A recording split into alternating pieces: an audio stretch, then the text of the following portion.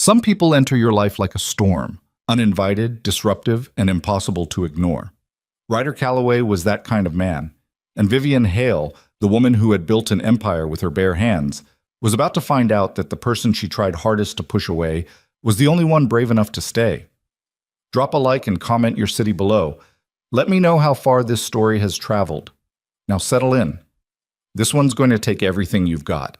The morning Ryder Calloway showed up at the Hale estate, he had $43 in his checking account, a 6-year-old boy asleep in the back seat of a 10-year-old Honda Civic with a cracked rear bumper, and exactly 0 backup plans. He sat in the car for a moment before cutting the engine. Through the windshield, the estate rose up like something from a different world. A pale stone mansion set behind wrought iron gates and a long gravel driveway lined with trimmed hedges.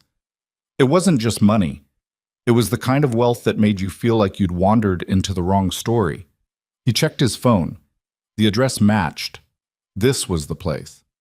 In the back seat, Caleb stirred without waking. He had his cheek pressed against the window, mouth slightly open, hair flattened on one side. 6 years old and already used to waking up in strange places. That part always hit Ryder harder than anything else. Not his own exhaustion, not the pressure of the debt, not the way people looked at him when they found out he was a single dad. It was the way Caleb had learned to adapt. Kids shouldn't have to adapt that fast. Ryder got out of the car quietly and stood at the gate, pressing the intercom button. A long pause. Then a woman's voice, flat and professional. Name. Ryder Calloway. I'm the new... I know who you are. Drive through. Park on the left side of the main entrance. Don't park in front of the fountain.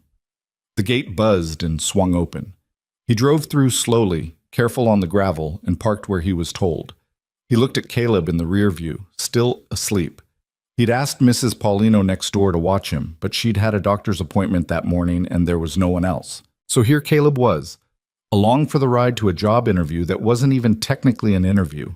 The agency had already sent over his credentials, the contract had already been drafted, and Ryder had been told his start date was today. He was still not entirely sure how he felt about that. He'd spent 12 years working in physical rehabilitation. Hospitals, private clinics, home visits. He'd worked with stroke patients, accident survivors, people relearning how to walk after spinal injuries, elderly men and women who just needed someone to help them not fall. He was good at it. He knew he was good at it. But he'd never done private care for someone this high profile, and he hadn't fully processed what that meant until he was standing in front of a mansion that probably cost more than he would earn in 3 lifetimes. The front door opened before he reached the top step. A woman in her 50s stood in the doorway, compact, sharp-eyed, wearing a dark blazer and the expression of someone who had been managing complicated situations for a very long time. She looked him over in a way that wasn't quite rude but wasn't warm either. Professional assessment. He was used to that. Mr. Calloway, she extended her hand. I'm Dorothea Vance, Ms. Hale's chief of staff. Ryder's fine. He shook her hand. Is there somewhere I can... He nodded back toward the car. Dorothea glanced past him, and for a brief moment, something shifted in her expression when she saw the small shape in the back seat. You brought your son. My regular sitter had an emergency. It won't happen again. A pause. Then, follow me. She didn't say it was fine. She also didn't say it wasn't. He decided to take it as permission. He went back, unbuckled Caleb carefully, and lifted him. The boy barely stirred. Ryder carried him up the steps and into the house. The inside of the mansion was quieter than he expected. Wealth, in his experience, often came with noise, parties, staff moving quickly, phones ringing. But the Hale estate was almost silent. The kind of silence that didn't feel peaceful. It felt enforced. The entryway opened into a wide corridor with high ceilings and pale marble floors. There were paintings on the walls, expensive and abstract, the kind that said more about money than taste. Fresh flowers in a tall vase near the staircase, white and green, no color. The furniture was immaculate. Everything was immaculate. Dorothea walked quickly. Ryder kept up. Ms. Hale's schedule, Dorothea said, pulling out a printed sheet and handing it back to him without slowing down. Mornings are non-negotiable. She is not a morning person, and she does not want to be spoken to before 9 unless it's a medical issue. Her physical therapy sessions are Monday, Wednesday, and Friday at 10. She eats at regular hours. Her dietary restrictions are outlined on page 2. She will not discuss her prognosis. She will not discuss her previous care team. She will not... What happened to the previous care team? Ryder asked. Dorothea paused for just a fraction of a second, still walking. They resigned. All of them? The last 3, yes. He shifted Caleb's weight. Over what period of time? 8 months? He absorbed that. Okay. She's difficult, Dorothea said flatly. I won't pretend otherwise. She has a sharp tongue, and she uses it. She doesn't want help, and she resents needing it, and she will make that very clear to you, probably in the first 10 minutes. If you have any sensitivity to personal criticism, this isn't the right position. I spent 4 years working night shifts in a rehabilitation ward. I've been yelled at by a former Marine who weighed 250 and didn't appreciate being helped to the bathroom. I'll manage. Dorothea glanced over her shoulder at him. First time she'd done that. The agency said you were good. I am. She turned back. Ms. Hale is not convinced. She doesn't have to be convinced. She just has to let me do my job. Another pause. Something that might have been very briefly the beginning of a smile. Then gone. She's in the East Wing, Dorothea said. She moved there after the accident. The bedroom and workspace have been converted for accessibility. She prefers to run her daily business operations from her desk rather than a home office. She still manages the company remotely. How long ago was the accident? 14 months. And her current mobility status? Partial paralysis from the waist down. Some sensation in her upper thighs. The neurological picture is complicated. The doctors have given a range of projections. She has chosen not to engage with the more optimistic ones. Ryder thought about that. And the pessimistic ones? She prefers not to discuss the pessimistic ones either. So she's not engaging with any of it. That, Dorothea said, stopping at a door and turning to face him, is the problem. That she knocked twice, waited, knocked again. What? Not a question. A statement delivered through the door like a warning. Your new caregiver is here, Ms. Hale. A pause. I said 9:30. Dorothea checked her watch. It's 9:32. Then he's late. Ryder looked at Dorothea. Dorothea looked at the door. Send him away and tell him to come back tomorrow when I'm in a better mood.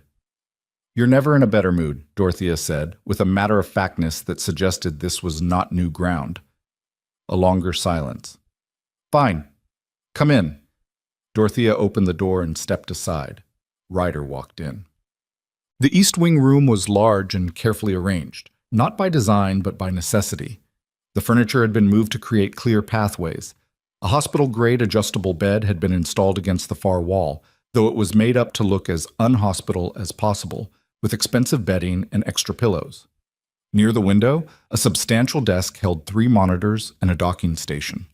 Shelves lined 2 walls, filled with books that actually looked read, spines cracked, some lying flat. A credenza along one wall held framed photographs, though Ryder couldn't make them out from the doorway. The woman at the desk didn't look up when he came in. Vivian Hale was, and Ryder noticed this the way you notice a fact before you know what to do with it, striking. Not in the way magazines usually described powerful women, with language about elegance and composure. She was striking the way a storm before it breaks is striking. Dark hair pulled back with the carelessness of someone who had stopped caring about it. Sharp features. A line of tension across her jaw that looked like it had been there so long it had become part of her face. She was wearing a dark button-down, sleeves rolled to the elbows, reading something on the center monitor with the focused intensity of a person who did not accept interruptions. She was also, he noticed, in a wheelchair position directly in front of the desk, with 2 heavy blankets across her lap, even though the room was not cold. She let him stand there for about 30 seconds before she looked up. Her eyes were dark, and they moved over him with the kind of efficiency that suggested she was making a list and checking it twice. You're younger than the photo they sent, she said. I'm 32. The last one was 58 and had 20 years of experience. How long did he last? She held his gaze. 6 weeks. What happened? He cried. She said it without expression, like it was information and not cruelty. During our second week, I told him something he apparently found upsetting and he teared up. I don't have time for that. What did you tell him? That his approach was condescending and that if he talked to me like a child one more time, I would have him removed from the property. Ryder said nothing. Does that upset you? She asked. No, you were right. A beat. She hadn't expected that. Don't try to manage me, she said, sharper now. I know what you people do. You come in here with your patience and your soft voices and your little techniques, and you think if you just stay calm enough and professional enough, I'll eventually warm up and start cooperating. I won't. I'm not here to make you warm up, Ryder said. I'm here to help you with what you need help with and stay out of your way with the rest. What I need, she said, is for everyone in this house to stop looking at me like I'm dying. Are you dying? The question landed in the room and sat there. She stared at him. Because if you are, he continued, that changes the care approach significantly, and I'd need to know. If you're not, then we should probably start figuring out what a normal day looks like for you, because I have your schedule from Dorothea, and I have some questions about the physical therapy component. Her expression did a strange thing, not exactly softening, but recalibrating, like she'd been braced for something and it hadn't come. You have questions, she repeated. The notes from your previous PT say you've been non-compliant with the home exercise protocol. Is that because the protocol doesn't work for you, or because you've decided not to do it? Both. Okay, walk me through why. She looked at him for a long moment. Then, without apparent reason, her gaze shifted to the bundle Ryder was still holding. Caleb, who had woken up at some point during the conversation and was now watching Vivian with wide, curious eyes over Ryder's shoulder. Vivian's expression changed completely. Not softened, not exactly, but something in it broke open, just for a second, and then shut again so fast Ryder almost missed it. You brought a child, she said. My son. My sitter fell through. It won't happen again. Caleb, who had no sense of timing or self-preservation, chose this moment to say, You have a really big desk. Vivian looked at the boy. The boy looked back at her, entirely unafraid. It's a working desk, she said. My dad has a desk at home too, but it's really small and stuff falls off it. Caleb, Ryder said. It's true. That doesn't mean you say it. Vivian looked away from the boy, back to her screen. Get him out of my room, she said. Both of you. I'll see you at 10 for the therapy review. Yes, ma'am. Don't call me ma'am. I'm 30 years old. Ms. Hale. Better. She was already back to the monitor. Dorothea set Caleb up in a small sitting room off the main corridor with a tablet she produced from somewhere, headphones, and a bowl of crackers and apple slices that appeared so quickly Ryder suspected she'd anticipated exactly this situation. The boy was delighted. He put on the headphones and was immediately absorbed. He'll be fine for an hour, Dorothea said quietly. The meeting is through here, Cha. The therapy review happened in what had been converted into a small clinical workspace adjacent to the main room. A raised table, resistance bands, balance boards, a collection of equipment that looked barely used. The physical therapist, a woman named Celine, was already there when they arrived. She was professional, efficient, and clearly accustomed to navigating the particular tension of working with Vivian, which she managed by keeping her sentences short and her eyes on her clipboard. Vivian rolled in and positioned herself at the edge of the raised table. So, she said, looking at Ryder, your questions. The home protocol has you doing 40 minutes of lower limb mobilization every day, Ryder said, looking at his copy of the notes. But your PT sessions on the days you come in show almost no progress from the baseline established 4 months ago, which usually means either the home exercises aren't happening or they're happening wrong. Or the exercises don't work, Vivian said. That's possible.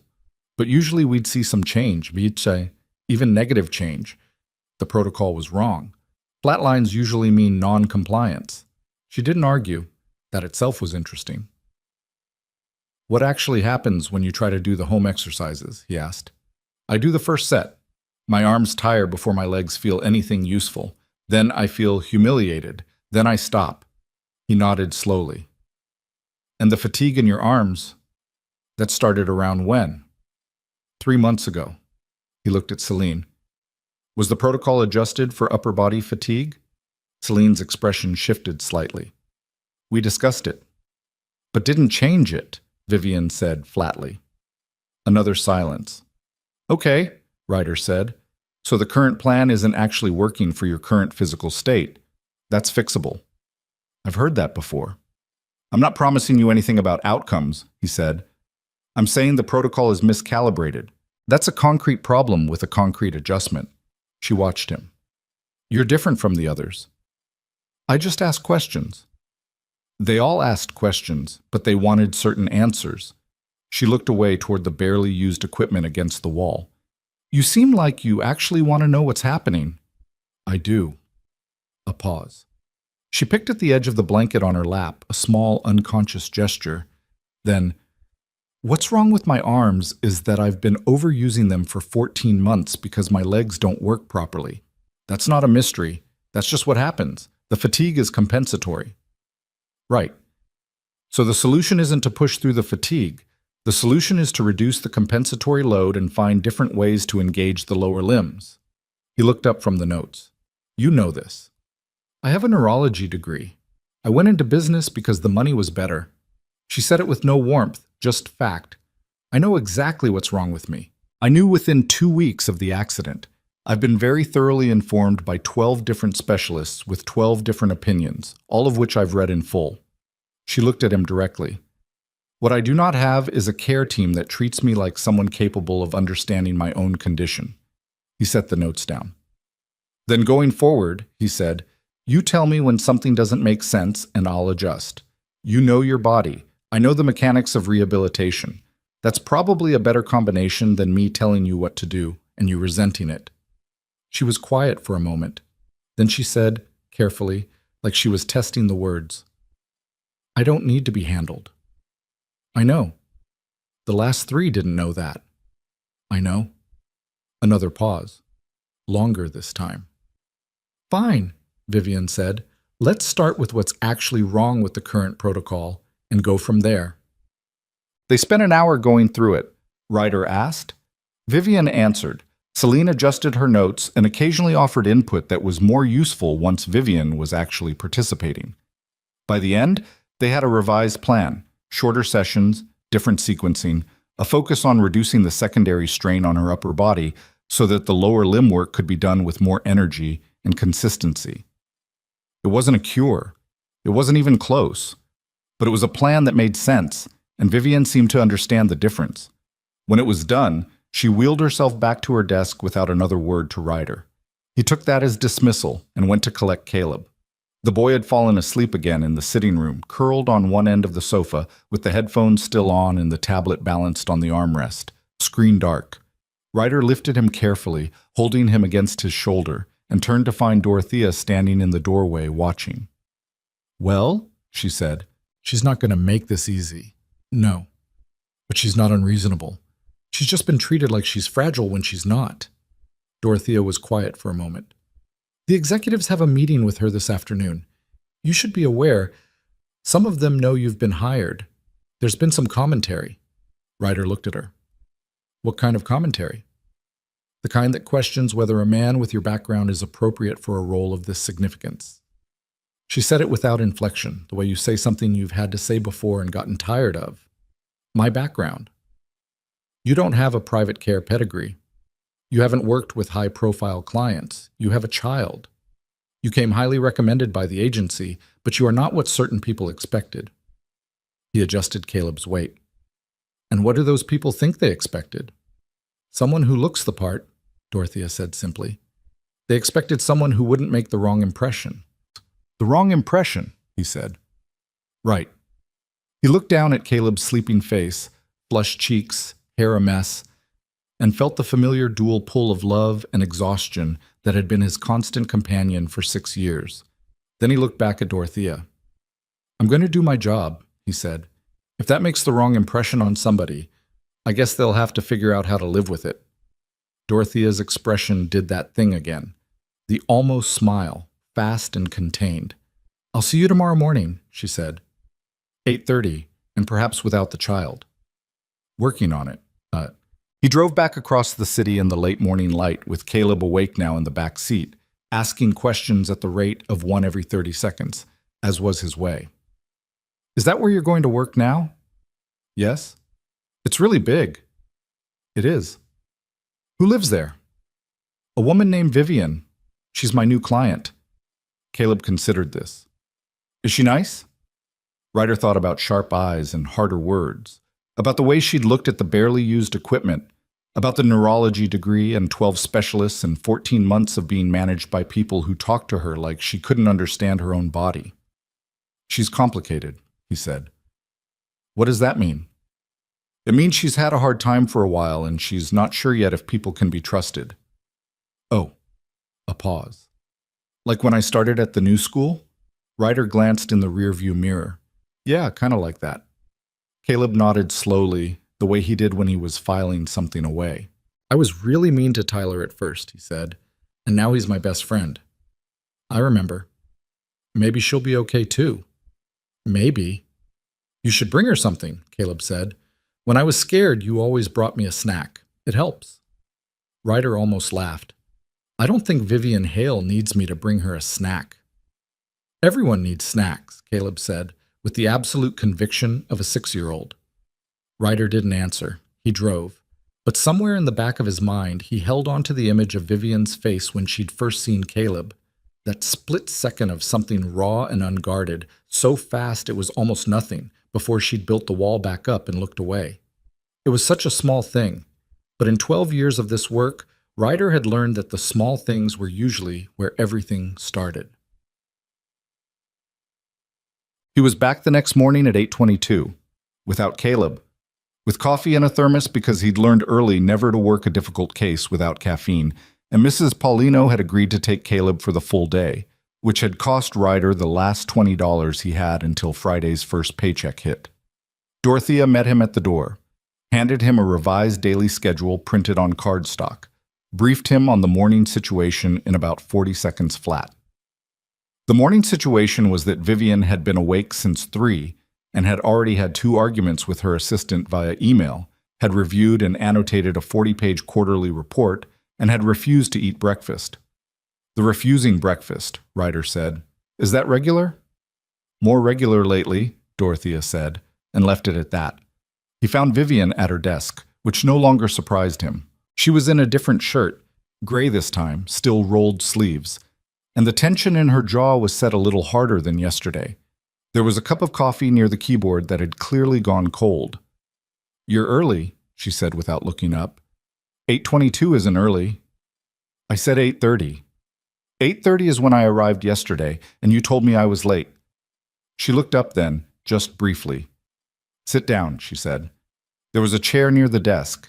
He sat. "I need to go over the adjustment to the protocol from yesterday before Celine arrives. I don't want her changing things back without my input." "She won't." "She has before." "Not while I'm here." Vivian studied him. Her fingers were resting on the desk, still. "You're very certain of a lot of things for someone who's been on the job for one day." "I'm certain of the things I can control. The rest I figure out as I go." "And which category do I fall into?" He held her gaze. "The second one." "Fun." She made a sound that might have been the beginning of something. A laugh, maybe, though it didn't quite get there. Then she pulled up a document on her monitor. "The revised protocol," she said. "Sit here. I'll walk you through what I think is wrong with the sequencing." He moved his chair closer to the desk, and they went through it together, her pointing at the screen, him taking notes on the pad he'd brought. She was precise and impatient and occasionally sharp when she felt he was missing something obvious. But she was also, and this was the thing that mattered, fully present, engaged, working. This was not a woman who had given up. This was a woman who had been failed repeatedly by people who didn't know how to be useful to her. And she was still here, still fighting, still doing the work at 3 a.m. when she couldn't sleep, because fighting was the only thing she knew how to do, and she hadn't stopped. She just didn't have anyone in her corner who knew how to fight alongside her instead of managing her. Ryder made a mental note of that and said nothing about it. They worked through the protocol revisions for 40 minutes. Celine arrived at 10, found a revised document already waiting for her, and to her credit, she adjusted without argument. The therapy session that followed was, objectively, not a success. Vivian's upper body fatigue hit earlier than expected.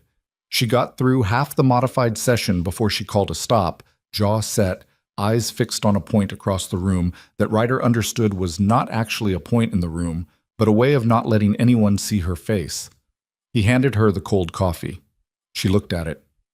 "It's cold," he said, "but it's something to hold." She took it, didn't drink, just held the cup with both hands, the way people do when they need something to press against. "Next time," she said quietly, "we do the upper body stabilization before the lower limb work. Not after. I need my arms to be functional to brace myself. If they're already tired, I can't—" She stopped. "I'll tell Celine," he said. "I'll tell Celine," she corrected. "That's my body and my protocol. You can be there, but I'll say it." "Fair enough." She looked at him then, really looked the way she had the first day, the full assessment, but this time with something different underneath it. Not quite trust.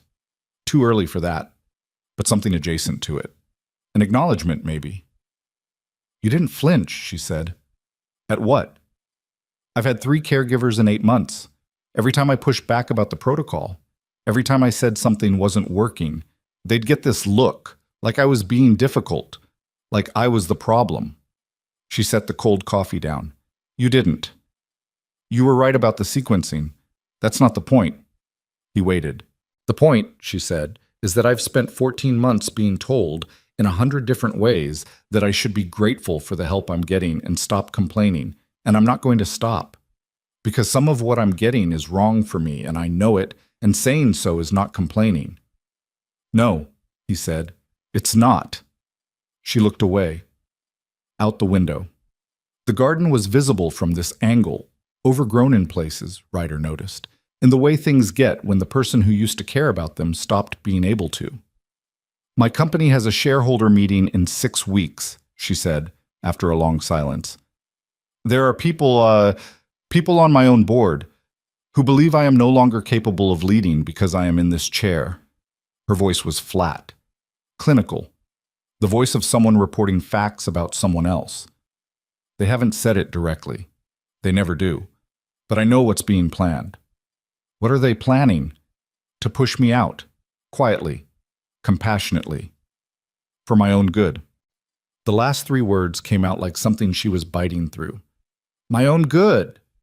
Ryder said nothing. He was learning that she didn't always want a response.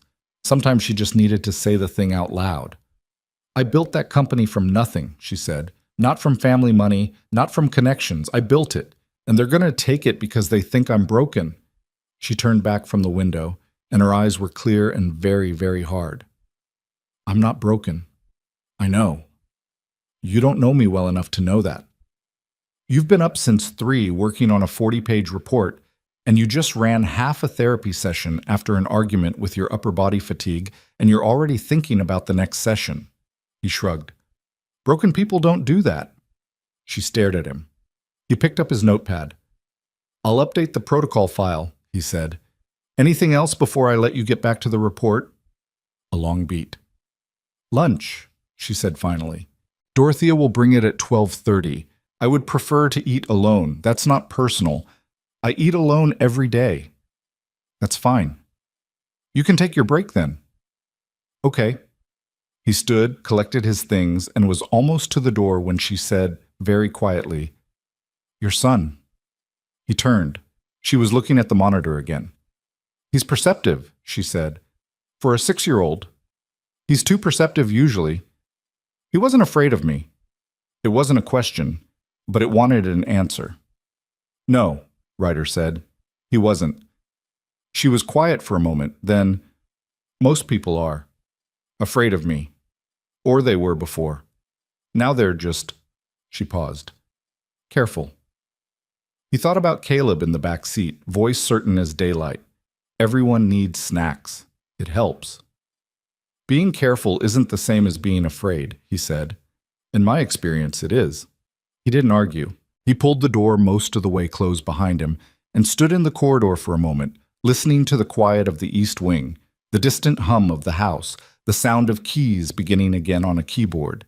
She was back to work within 30 seconds. He stood there one moment more. Then he went to find Dorothea and ask where he could make himself useful until lunch. The executives arrived at 2 in the afternoon. There were 3 of them, and Ryder heard them before he saw them.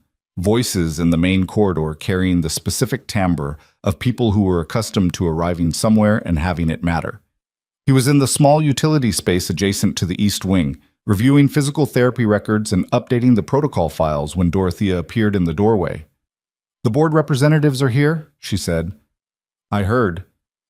They'll be meeting with Ms. Hale in the drawing room." A pause. "They may have questions about the care arrangement." "For me?" "Possibly." He set down the file. "What kind of questions?" Dorothea's expression was carefully neutral. "The kind that aren't really questions.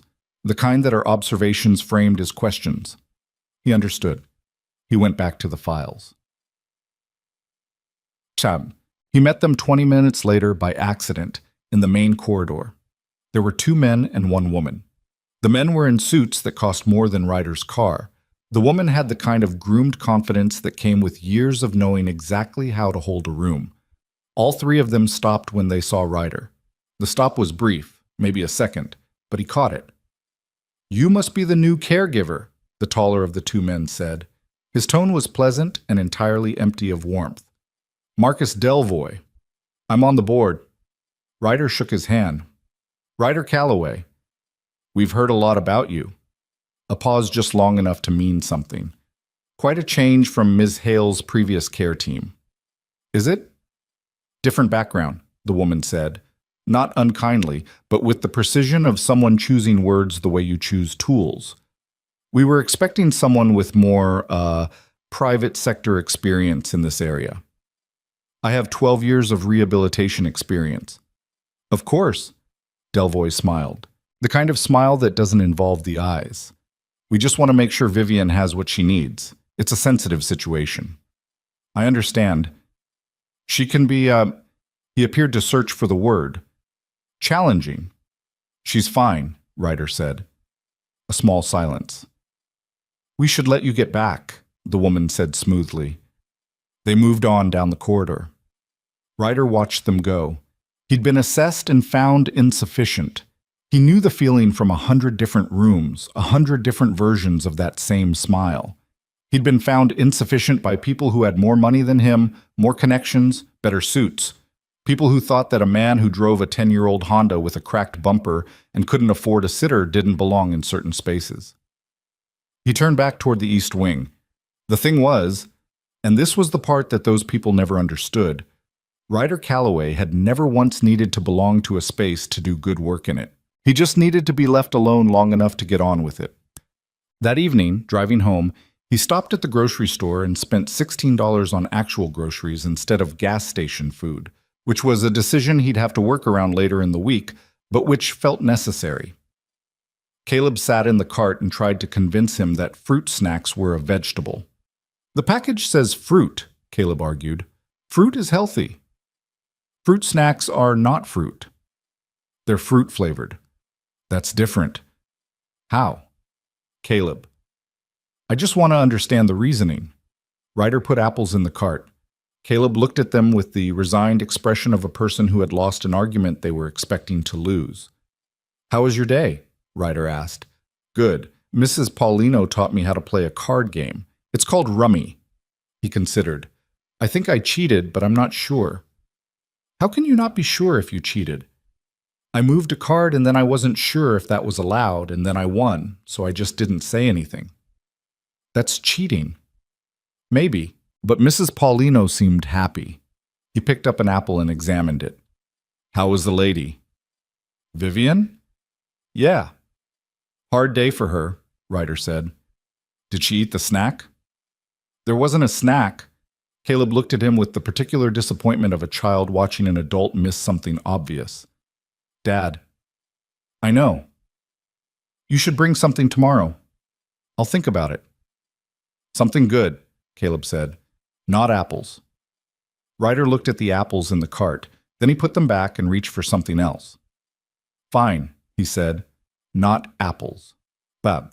The following morning, he arrived at 8:30 exactly, because he had learned in approximately 36 hours that Vivian Hale did not appreciate early or late, only on time.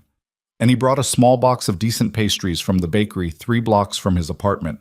Not fancy, not a gesture, just food, the way you bring food when someone hasn't been eating and you want to make it easy without making it significant. He left the box on the table near the door to the east wing with a note that said only, "Protocol update is done. Session at 10. R." When he came back at 9:50, the box was open and one of the pastries was gone. He didn't say anything about it. She didn't either, but when the session started, she was a degree less rigid than the morning before, and the coffee near her keyboard was fresh and actually warm, and she went through the revised protocol without stopping once to argue about sequencing. Small things. That was how it always started.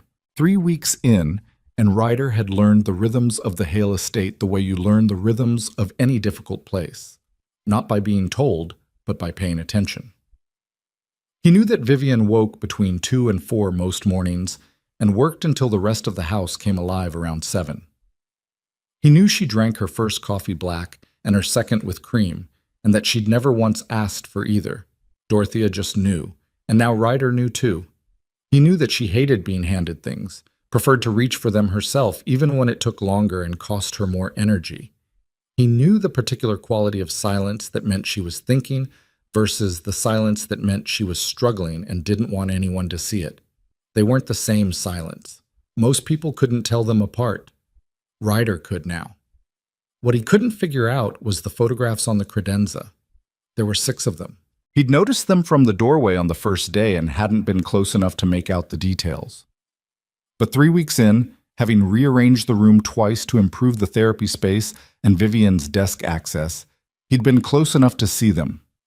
One was a younger Vivian at what looked like a ribbon-cutting ceremony, grinning in a way she didn't grin anymore, shoulders back, everything about her posture radiating the specific confidence of someone who had just won something. 2 were landscapes, a coastline, a mountain range. One was a woman who might have been Vivian's mother, dark-haired and serious in the way serious people used to photograph. And 2, turned slightly away from the others, angled toward the wall. He couldn't quite see. He didn't ask. Some things you didn't ask about until someone was ready. The physical therapy was improving. Slowly, imperfectly, with setbacks that sent Vivian into a hard silence that lasted hours. But the revised protocol was working better than the original, and Celine had admitted to Ryder, not to Vivian, which Ryder immediately corrected by telling Vivian directly, that the sequencing change had made a measurable difference in session output. Vivian had received that information with the flat expression of someone who had said this 2 months ago and been ignored. But underneath it, Ryder caught the things she didn't show. The small, complicated feeling of being right about your own body after a long time of being told you were wrong. That mattered. Those things always mattered, even when they looked like nothing. What also mattered, though Ryder hadn't fully named it yet, was the way Caleb had become a fixture. It had happened gradually, the way most things that change everything tend to happen. Mrs. Paulino had a standing commitment on Wednesday afternoons, which meant Ryder either found alternative care or brought Caleb along. He'd found alternative care for the first 2 Wednesdays. The third Wednesday, 2 things failed simultaneously. The backup sitter canceled at 7 in the morning, and the agency's emergency care line had a 3-hour wait. And Ryder had shown up at the Hale estate with Caleb in tow, bracing for a version of the first-day conversation. Instead, Dorothea had met them at the door, looked at Caleb, and said, "The sitting room is already set up." He'd stared at her. "I check the sitter scheduling conflicts when I review your weekly calendar," she said, and walked back inside. So Caleb came on Wednesdays, and then, because children operate on a different logic than adults, he started knowing things about the estate that Ryder hadn't told him. That the garden had a section with a small stone bench where someone had clearly spent a lot of time before the bench started being overgrown. That the kitchen staff kept a specific drawer stocked with apple juice boxes that appeared to be there for exactly this purpose. That the East Wing hallway had a slight echo, if you sang in it, which Caleb had discovered and which he reported to Ryder as urgent news. He also started talking to Vivian. Not on those first Wednesdays. Those first visits, Caleb stayed in the sitting room and Vivian stayed in her room, and there was a physical corridor between them that felt like more than architecture. But somewhere around the fourth week, on a regular Tuesday, Caleb came with Ryder because there had been a half day at school and the timing hadn't worked. And at some point in the mid-afternoon, Ryder came back from reviewing medication schedules with the estate's nurse to find Caleb in the east wing doorway. Not inside, just in the doorway. And Vivian at her desk, not looking at the monitor, looking at the boy. "You're in the hallway," Vivian said. "I'm not in your room," Caleb said. "You said don't come in your room." "I said don't come in without knocking." "Oh." A pause. He knocked on the door frame. "Can I come in?" Vivian looked at him for a moment. Her expression was doing its complicated thing, the thing where several feelings moved through it too fast to name before it settled into something neutral. "For 5 minutes," she said. He came in and stood near the credenza, looking at the photographs. "Is that you?" he asked, pointing at the ribbon-cutting picture. "Yes." "You look different." "I was younger." "You were smiling really big." "I had just opened my third office." He looked at it for another moment. "What does your company do?" "Technology and infrastructure solutions." He frowned. "What does that mean?" "It means we build systems that help other companies run better. Software, logistics, data management." "Oh." He seemed to absorb this. "My dad fixes people's bodies." "I know. He's really good at it." "He's adequate," Vivian said, and though the words were dry, something in the way she said them wasn't quite. Not warm, but not dismissive either. More like a joke she almost didn't tell. Caleb turned to look at the two photographs angled toward the wall. Ryder appeared in the doorway then, slightly out of breath. He saw Caleb. He saw Vivian. He started to say something. Vivian shook her head, one small movement. Not a warning. More like, "It's fine. Don't interrupt." He leaned against the door frame and waited. "Who's in the other pictures?" Caleb asked. "The ones turned around?" A silence. "My sister," Vivian said, "and a friend." "Why are they turned around?" "Because I put them that way." "Why?" "Caleb," Ryder said. "It's a fair question," Vivian said, and then to Caleb, "because sometimes pictures make you think about things you don't want to think about. So you turn them, but you don't throw them away." The boy considered this with the seriousness that 6-year-olds reserve for things that actually puzzle them. "I have a picture of my mom," he said. "My dad keeps it in a box, but he takes it out sometimes." The air in the room changed. Vivian looked at Ryder. Ryder looked at the floor. Not embarrassed, but somewhere private for a second. The way people get when a child tells the truth about something the adult has been careful not to talk about. "Your mom doesn't live with you?" Vivian asked. "No, she left when I was really little." He said it the way kids say the hard things.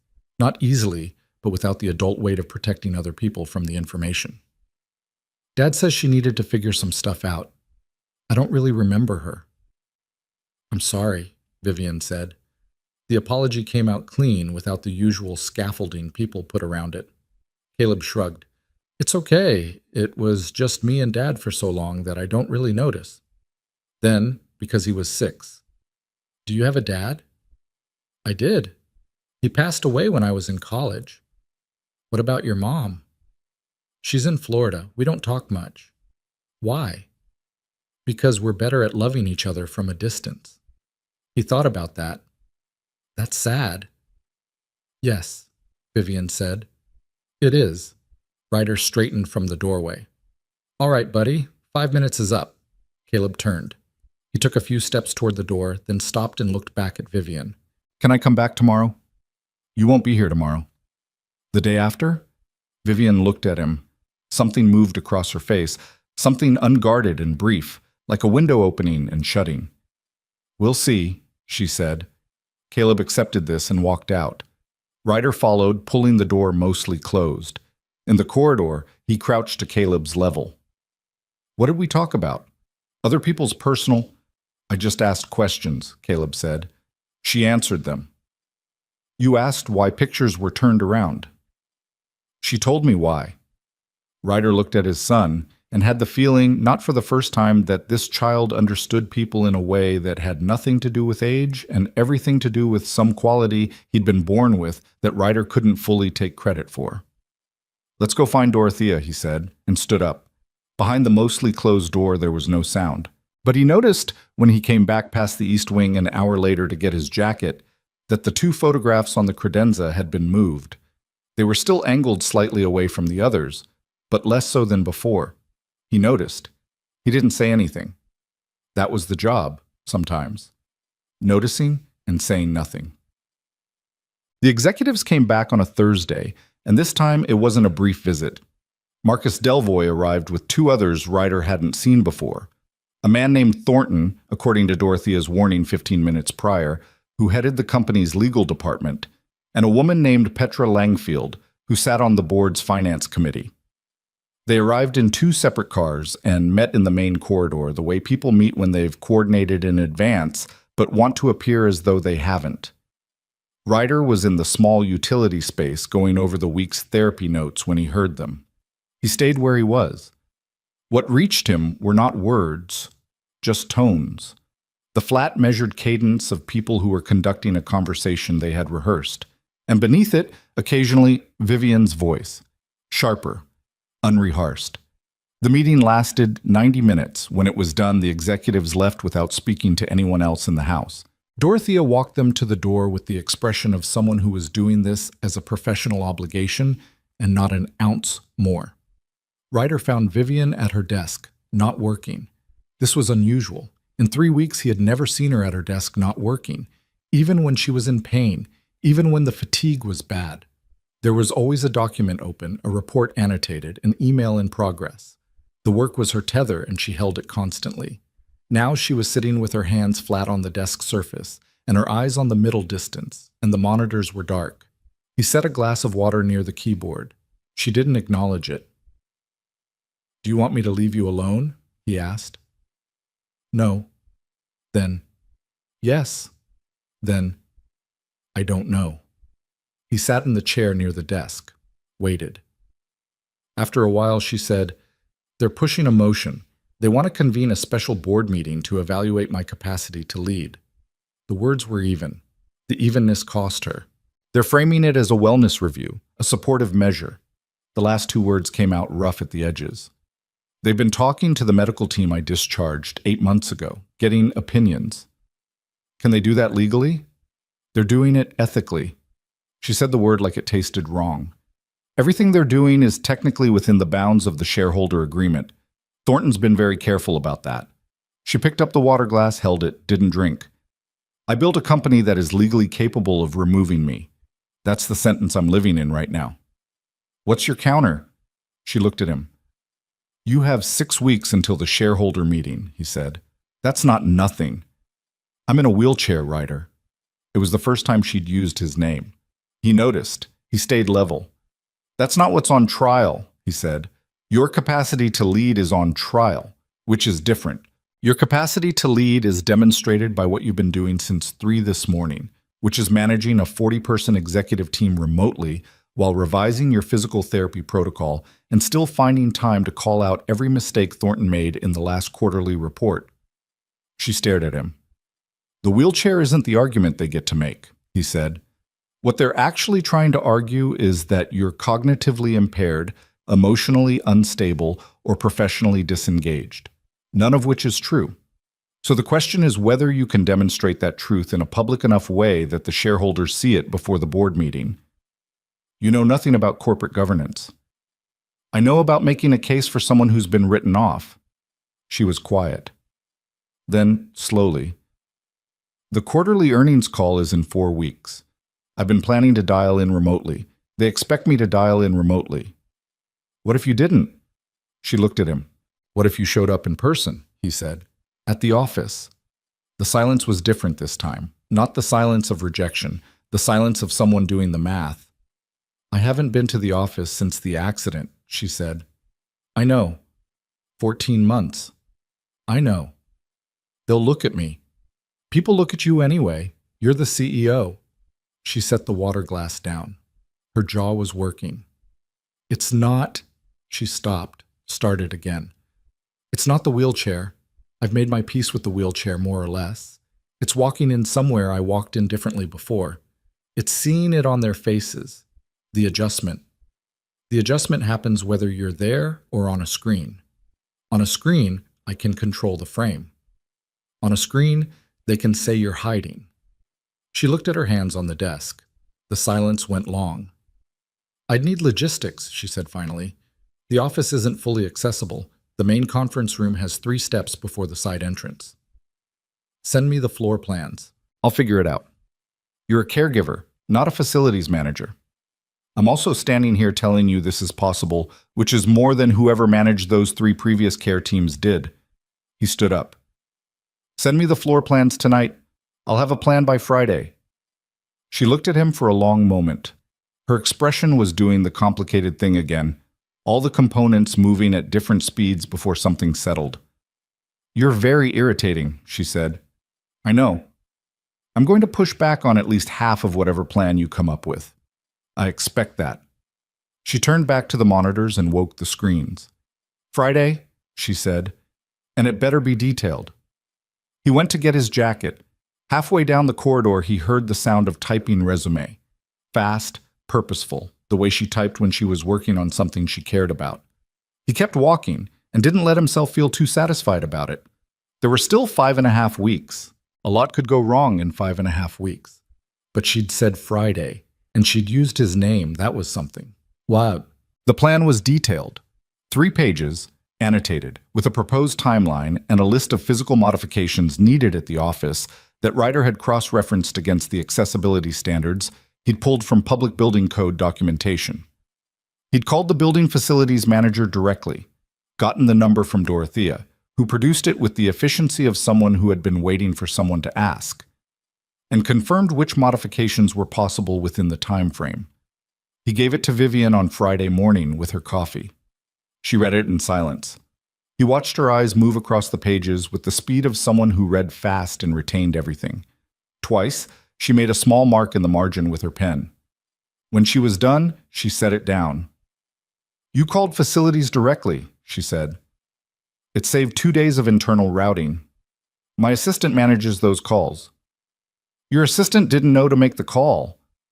She picked up the plan again.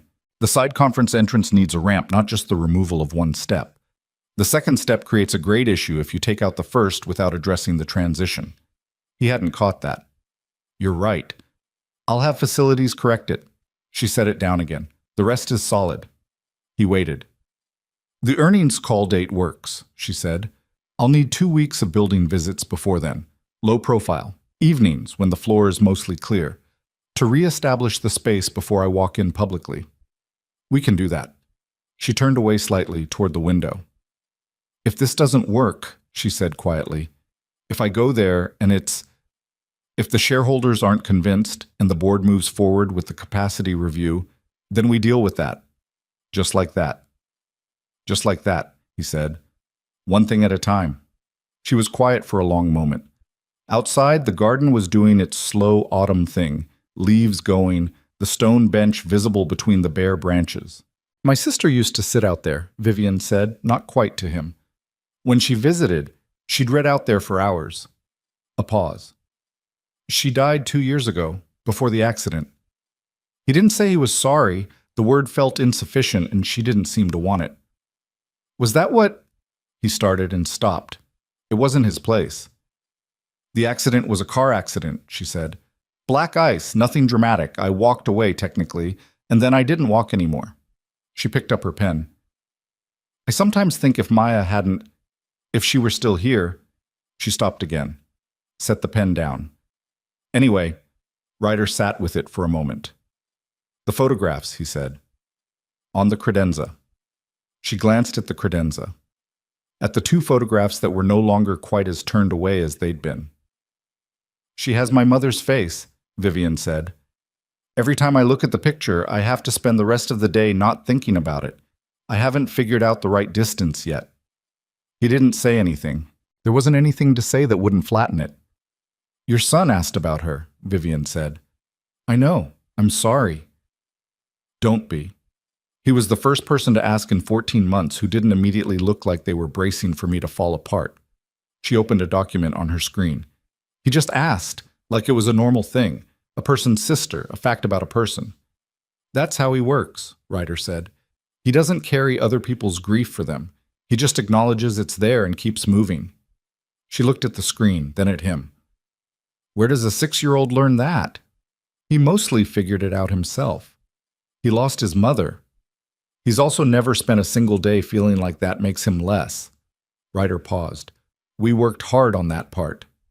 Vivian held his gaze for a moment. Something in her expression.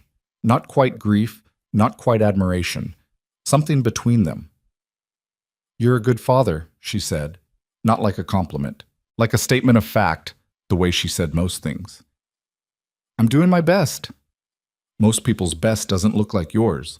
He didn't know what to do with that, so he picked up the plan from the desk. I'll follow up with facilities about the ramp grade, he said. I already marked the correction on page 2. I saw it. She went back to the screen.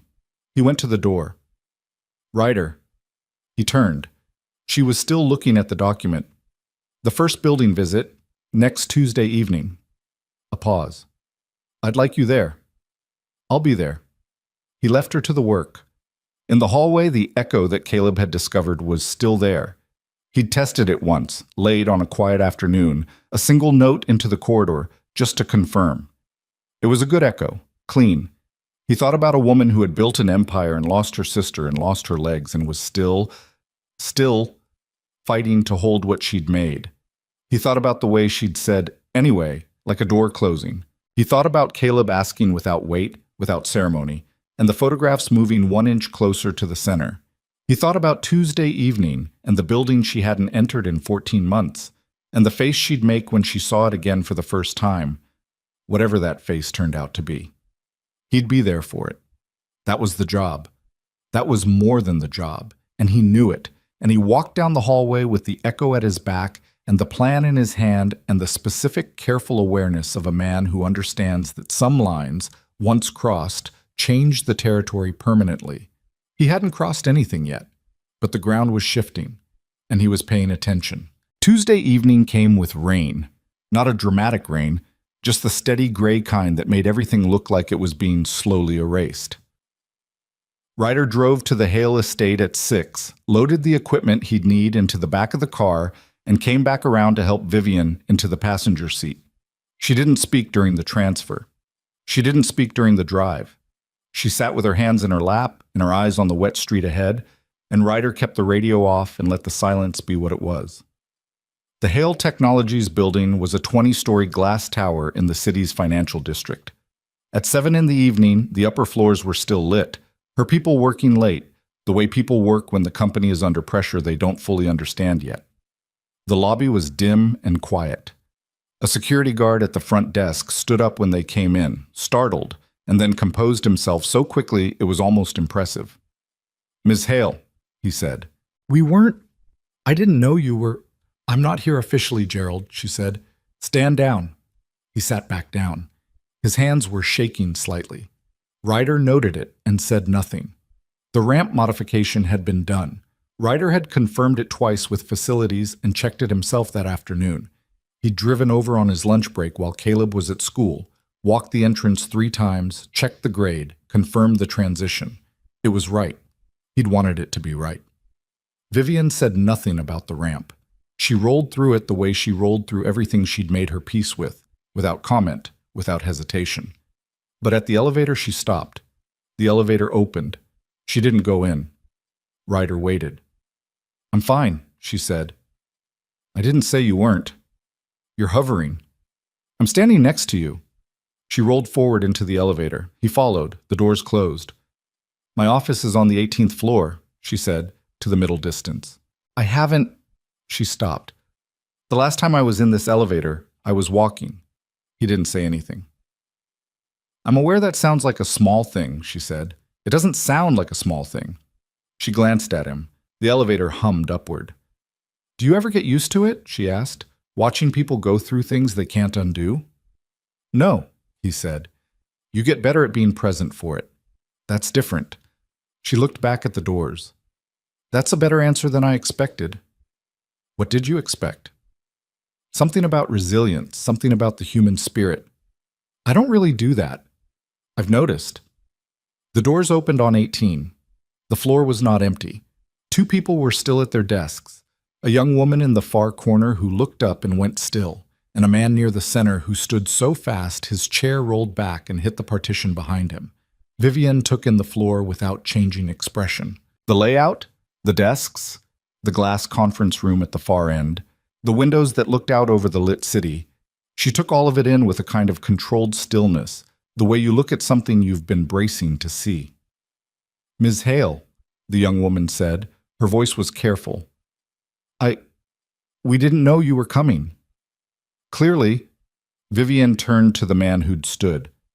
"Sit down, Evan. You look like you're about to salute someone." He sat. His expression was a complicated mixture of relief and anxiety. She rolled to the center of the floor, looked toward the conference room, looked at the window. Ryder watched her face, the controlled stillness holding, but underneath it, something that cost her. "The conference room," she said. "Accessible," Ryder said. "Side door, no steps. I confirmed it this afternoon." She went to it. He followed at the distance he'd learned to keep, close enough to matter, far enough that she didn't feel managed. She opened the side door herself, went in, stopped in the center of the room, in front of the long table, facing the window and the city beyond. He stood at the door. She was quiet for a long time, long enough that the young woman at the desk outside shot Ryder a glance. He shook his head slightly. "Not yet." "I had my first board meeting in this room," Vivian said finally. 11 years ago. I was 29. I was the only person in the room who wasn't over 50, and I was the only woman, and I had built the company with 12 employees and a line of credit that kept me up at night." She paused. "They told me I was too young and too inexperienced and that the board structure needed to be revised to include more seasoned leadership." Another pause. "I told them they could revise the board structure when they owned 30% of the company, which none of them did." "What did they say?" "Nothing, because I was right and they knew it." She turned the chair to face him. "I've won every fight in this room." "You'll win this one."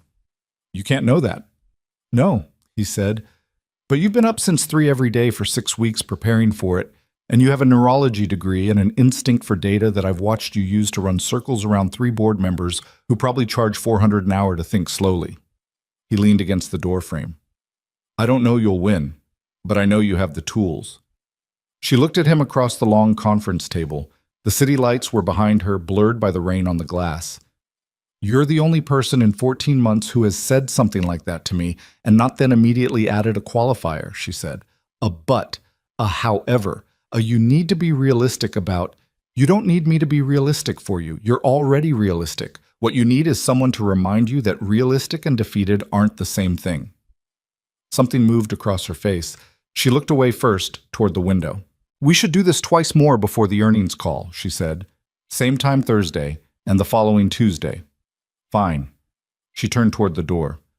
"Let's go. I've seen enough for tonight." He moved aside to let her through. She passed close enough that he could have reached out and touched her shoulder, if that had been any kind of reasonable thing to do, which it wasn't. He kept his hands where they were. They rode the elevator back down in the same quiet they'd ridden up in, except different. Quieter in a different way. Something had been done that couldn't be undone, and they both knew it, and neither of them named it. In the car pulling back into the rain-wet street, she said, "You checked the ramp this afternoon." "Yes."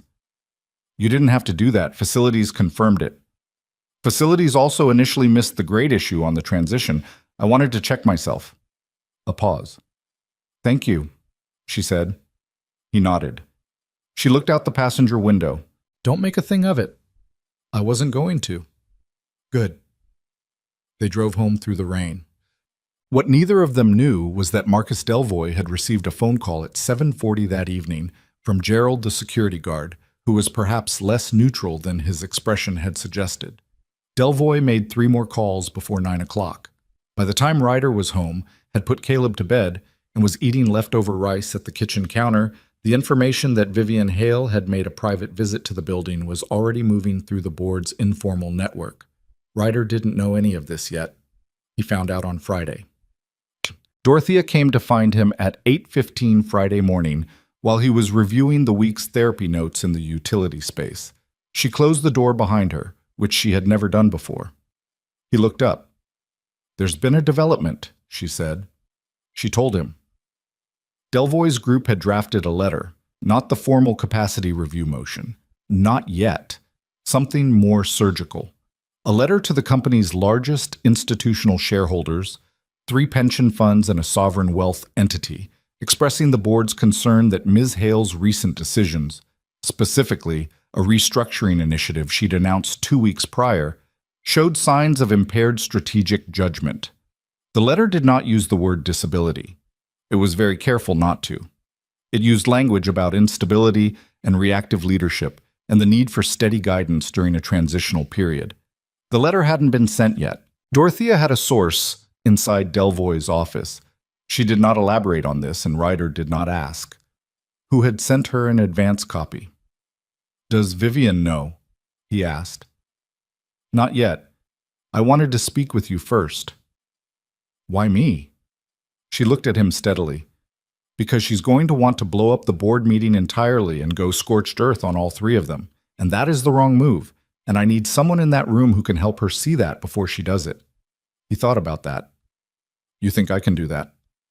"I think you are the only person in this house she currently listens to." Dorothea paused. "And I say that as someone who has worked for her for 7 years. He set down the therapy notes. "Show me the letter," he said. She handed him her phone. He read it twice. It was, as she'd described, carefully constructed. Nothing that named the disability directly. Everything that implied it. The restructuring initiative it cited was one he'd heard Vivian describe in detail over 3 separate evenings. A cost rationalization plan with solid numbers. Exactly the kind of clear-eyed financial decision that disproved every claim in the letter. Except the letter wasn't interested in the decision. It was interested in the optics of the timing. "The restructuring announcement," he said. "She announced it 2 weeks ago." 8 days after the executive's visit, Dorothea said. "They're saying she announced it reactively, in response to the board pressure." That's the implication. Is it true? "The restructuring has been in development for 6 months. I have the internal memos." Dorothea took her phone back. "But memos are not public. The timing looks reactional from the outside." Ryder thought about this. "The earnings call," he said, 4 days away. She needs to walk in there and present the 6 months of development. Not the announcement, the whole architecture. Show the work. Make the timeline undeniable. That's a 90-minute presentation minimum. She can do it in 70. I've seen how she works. Dorothea looked at him for a moment. "She needs to know about the letter first." "I know." He stood up. "Give me 10 minutes with her alone before you come in." Ryder. Something in her voice made him stop. She's going to be angry, genuinely. Not the managed anger she shows the executives, real anger. She may say things that... Dorothea. He picked up his jacket from the chair. "I know." He went to the east wing and knocked. "Come in." She was at her desk, 3 monitors running, 2 documents open side by side. She looked up and read his face in approximately 2 seconds. "What happened?" she said. Not a question. He closed the door, sat in the chair near the desk, told her. He watched her face while he talked. She didn't interrupt. She didn't move.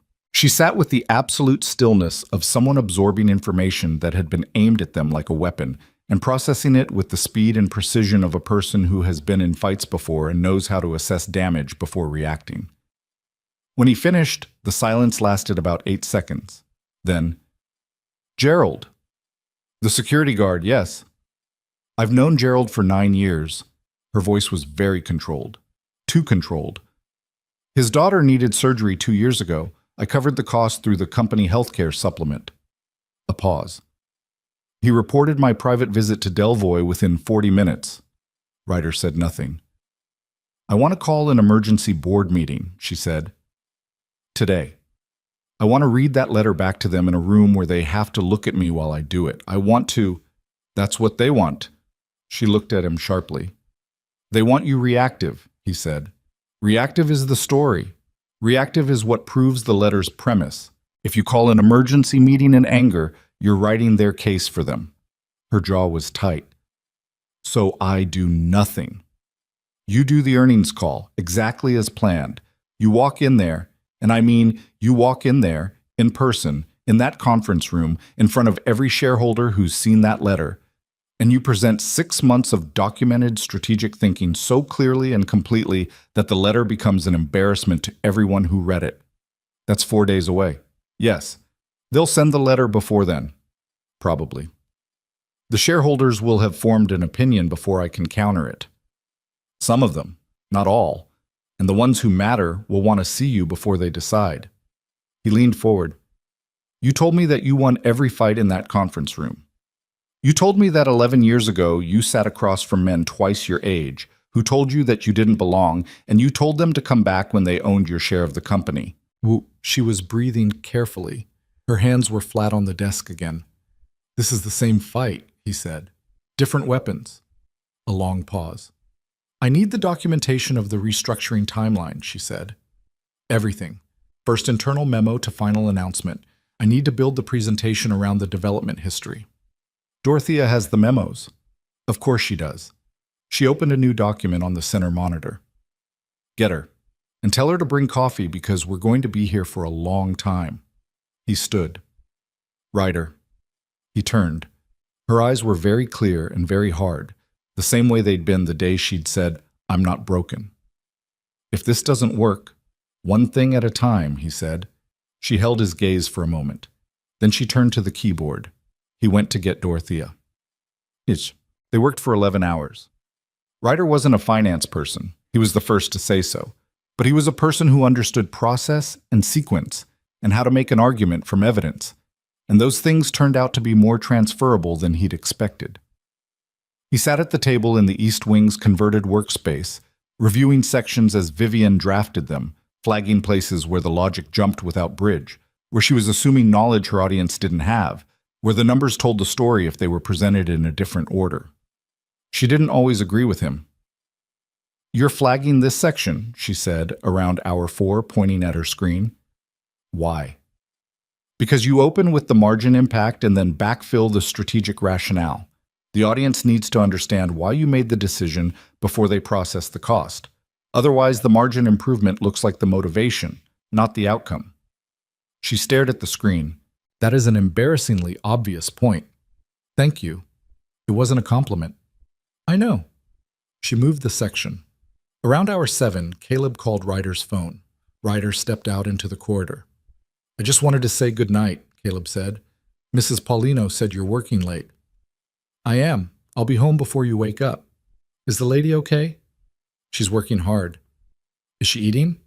Ryder thought about the dinner Dorothea had brought in 2 hours ago that Vivian had eaten half of while arguing about slide sequencing. Yes. Good. A pause. Tell her I said hi. I will. You always say you will and then you don't. He stopped. I'll tell her. Okay. Night, Dad. Night, buddy. He went back in. Vivian looked up from the screen. Your son. He says hi. Something moved across her face. Not a smile, not quite, but close enough to what a smile is that Ryder recognized it. Hi back, she said and went back to the document. By midnight, they had a presentation. 73 minutes, tight and documented and unignorable. The restructuring timeline laid out from first internal discussion through final announcement, with dates, with memos, with 3 independent analyses that had been commissioned and completed before the board pressure had even started. The letter's premise, that the announcement was reactive, was not just contradicted. It was made to look like what it was, a misrepresentation, either through incompetence or intent. Vivian read the final version from beginning to end without speaking. Then she closed the document and sat. It's good, she said. It's very good, Ryder said. Don't oversell it. It's thorough, documented, and makes every implication in that letter look either uninformed or dishonest. That's what I said. She looked at the dark monitors. They're going to come at me personally. During the Q&A, They won't be able to touch the presentation itself, so they'll go after the person delivering it. I know. I need to be... She stopped. I need to be steady, not sharp. Sharp reads as defensive. I need to be steady and precise, and you need to be yourself, he said. She looked at him. Not the version you've been showing them for 14 months, he said. Not the version that's been managing perception and controlling the frame. The version that called out the board at 29 because you were right and they knew it. He paused. That's the person who built the company. Let them see her. The silence that followed was different from her other silences, more unguarded, like something she'd been holding had been put down just for a second, and she was checking whether it was okay to put it down. I haven't been her in a while, she said quietly. She's still there. You sound very sure. You rewrote a 40-page presentation in 11 hours after finding out your security guard ratted you out to the people trying to take your company. He stood and stretched his back. She's definitely still there. Vivian looked at the desk, at the closed document, at the photographs on the credenza, both of them fully visible now, no longer angled away. Maya would have laughed at all of this, she said. The corporate intrigue. She thought boardroom politics were the most absurd form of human drama. A pause. She would have made a comment about the letter, something devastating and funny. What would she have said? Vivian thought about it, a real thought, not a deflection. She would have said that men who are afraid of capable women always dress it up as concern for the woman's well-being. She paused. And then she would have said that the appropriate response is to be so undeniably capable that their concern looks like what it is. A beat. Then she probably would have made me eat something. There's still some of the dinner left, Ryder said. Vivian looked at him. This time the almost smile made it. Fine, she said. He went and got the food. They sat, her at the desk, him in the chair, and ate the leftover dinner at midnight while the house was completely quiet around them. And they didn't talk about the earnings call or the board or the letter. They talked about Caleb's school play, which he'd mentioned to Vivian the week before and which she'd apparently filed away. They talked about whether the garden could be rehabilitated before winter.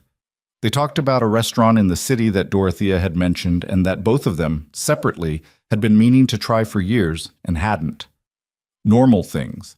The kind of conversation that happens at the end of a hard day between people who have been in the same trench long enough that the trench no longer requires acknowledgement. When Ryder finally left at 1 a.m, he sat in the car for a moment before starting the engine. The rain had stopped. The estate was dark except for the east wing window, which was still lit. She was already back at the desk. He could see the pale glow of the monitors through the curtain. He started the car. He thought about the shift that had happened over these weeks. Incremental, almost undetectable day to day, the kind of shift you only see when you look back far enough. The way she said his name now, without that half-second of resistance. The photographs on the credenza. The moment she'd talked about Maya and then asked for food like it was a normal thing, asking. The way Caleb had said hi back without knowing it would matter, and it had mattered anyway. He thought about being steady and precise and being yourself. He'd said that to her. He meant it for the shareholder meeting. He was also aware, driving home through quiet streets at 1 a.m. after 11 hours of working beside someone who'd started as a client and had become something else, some word he wasn't ready to use yet, that the advice applied in more directions than one. He was a caregiver, a single father with $43 in his account on the first day and a cracked bumper on a 10-year-old car. She was the CEO of a company with 30,000 employees and a 30-floor tower in the financial district with her name on the building. He knew what that looked like from the outside. He also knew, and this was the part that the outside view couldn't account for, that none of that had been what mattered in that room tonight. What had mattered tonight was the work and the argument about slide sequencing and the 11 hours and the food at midnight and the almost smile that made it. He wasn't ready to put a word on it, but he was paying attention to it, and Ryder Calloway had always done his best work when he was paying attention. The earnings call was on a Wednesday. He picked Vivian up at the estate at 8:30. Dorothea rode with them. The car was quiet on the way over, but a different kind of quiet than the first evening visit. Less weighted, more focused. Vivian had her tablet on her lap and was reading notes, and once she pointed at something and said, "The third chart, the revenue trend. I want to be sure I have the language for the Q&A on that one." And he'd said, "You've been over it 4 times." And she'd said, "5 is better." And he'd said, "5 is better." And they'd left it there. The building lobby was not quiet this time. There were people. Not a crowd, but enough. Executives, shareholders' representatives, 2 financial journalists who'd been credentialed for the event. Gerald was at the security desk. He stood when he saw Vivian. His face went through several things at once. Vivian looked at him for exactly 2 seconds as she rolled through the lobby. She didn't stop. She didn't speak. The 2 seconds were sufficient. They rode the elevator to 18. The floor was full. People turned when the elevator doors opened. The room did the thing rooms do when someone who used to command them walks back in. The held breath, the adjustment, the recalibration. Vivian rolled out of the elevator and into the center of the floor. "Good morning," she said, with the specific tone of a person who is exactly where they are supposed to be. "Let's get started." Ryder stayed near the elevator. That was the agreement. He was there, visible, but background. Her stage, her room, her fight. He watched her move through the floor, watched the executives recalibrate, some faster than others, some with visible discomfort, some with something that looked like relief. He watched the journalist's eyes track her with the specific attention of people calculating a story's new shape. He watched Delvoye standing near the conference room entrance, jaw tight, watching her and working very hard to look neutral. She didn't look at Delvoye. She went into the conference room, positioned herself at the head of the table, opened her tablet and said to the room, "I have a 70-minute presentation, after which I'll take questions, all questions." She looked up at the room. Her eyes were clear. Her jaw was level. "Sit down," she said. They sat. Ryder stood at the back of the room. She began. She went 68 minutes. Under time, which nobody expected. The presentation was exactly what they'd built it to be. Documented, sequential, undeniable. She walked the room through 31 months of company performance data, the 6-month development history of the restructuring initiative, and 3 independent analyses that had been completed and filed before anyone on the board had raised a single concern. She presented the numbers without performance, without sentiment, without the kind of defensive over-explanation that reads as guilt. She just laid it out the way you lay out evidence when the evidence is sufficient and you know it. The room was quiet in the way rooms get quiet when a narrative is being revised in real time. Delvoye sat near the center of the table. Ryder watched him from the back of the room. He was still. Too still. The stillness of a man recalibrating, deciding in the moment what shape his retreat would take. Thornton, the legal man, had a yellow legal pad in front of him and had stopped writing on it somewhere around the 40-minute mark. His pen was still in his hand. He hadn't moved it in 20 minutes. Petra Langfield, the finance committee woman, was the most interesting one to watch. Halfway through the presentation, something had shifted in her expression. Not dramatically, not the kind of shift you'd catch on camera, but Ryder saw it. She'd come in with the careful neutrality of someone managing a predetermined position. By the midpoint, the neutrality had changed character. It wasn't predetermined anymore. She was actually listening. When Vivian finished, she set her tablet flat on the table and said, "Questions." 3 beats of silence. Then one of the institutional shareholders' representatives, a compact woman named Brierly, who'd been taking notes the entire time, asked the first question. It was a good question, specific, data-focused, about the projected margin impact in the 3rd implementation phase. Vivian answered it in 90 seconds with a precision that made the question look small. More questions came. Most were legitimate. Some were from Delvoye's orbit and carried the particular shape of questions that are really statements in disguise, the kind that begin with "given the concerns that have been raised" or "some shareholders have expressed," and Vivian handled them the way she'd said she would, with steadiness, without the sharpness that reads as defensive.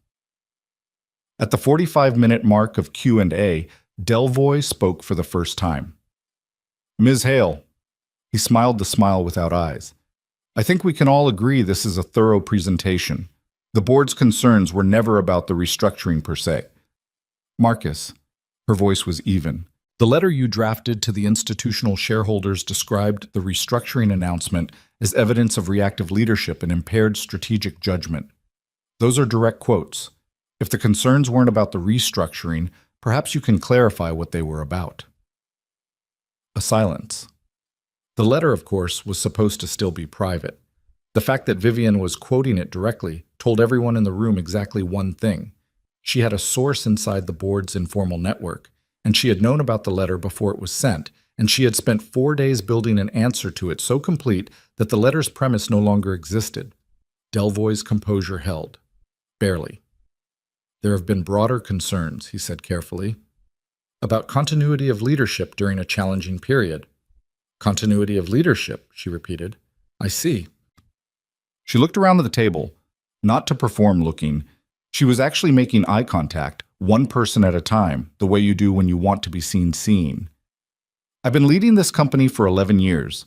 In the 14 months since my accident, I have managed a full remote operation, maintained quarterly performance within 3% of projection, initiated and documented a restructuring that I've just walked you through in detail, and returned to this building in person today.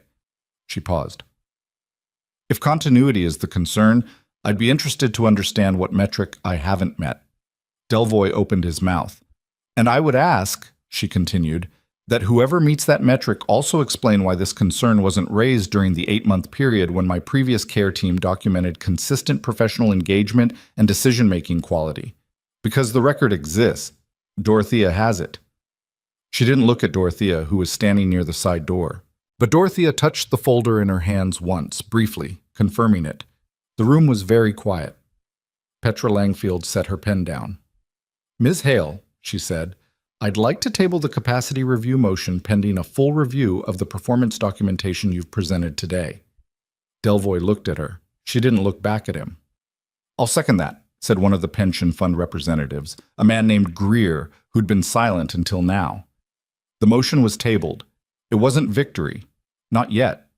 The shareholder meeting was still coming, and tabled wasn't dismissed, and Delvoye was already restructuring in his head. Ryder could see it. But it was enough. It was enough for today. Vivian said, "Thank you for your time," with the same tone she'd opened with, exactly where she was supposed to be, and closed her tablet. Stop. In the elevator going down, just the three of them, Vivian, Ryder, Dorothea, nobody spoke for the first 2 floors. Then Dorothea said, "Langfield." "I know," Vivian said. "She was supposed to be in their corner." She was, until about the 40-minute mark. Vivian looked at the floor indicator. She's a finance person. She saw the documentation. The numbers are the numbers. Delvoye will recalibrate before the shareholder meeting. I know. He'll find a different angle. I know, Dorothea. Not impatient, just certain. We'll find it before he uses it. The elevator reached the lobby. The doors opened. Gerald was still at the security desk. He looked up when they came out. Vivian moved through the lobby without slowing, and Ryder walked beside her, and Gerald watched them pass with the expression of a man who had made a decision and was now understanding its full weight. At the car, while Dorothea handled something on her phone, Ryder helped Vivian with the transfer into the passenger seat. They'd done it enough times now that there was a routine, efficient, practiced, requiring almost no words. When she was settled, he closed the door and walked around to the driver's side. She was looking at the building when he got in. "You were good in there," he said. "Don't." She said it without heat. "Not yet." He started the car. "The shareholder meeting is in 2 weeks," she said. "He's going to come back with something about the rehabilitation, about what the doctors said, about prognosis. They can't access your medical records without your consent. They don't need the records. They need the optics.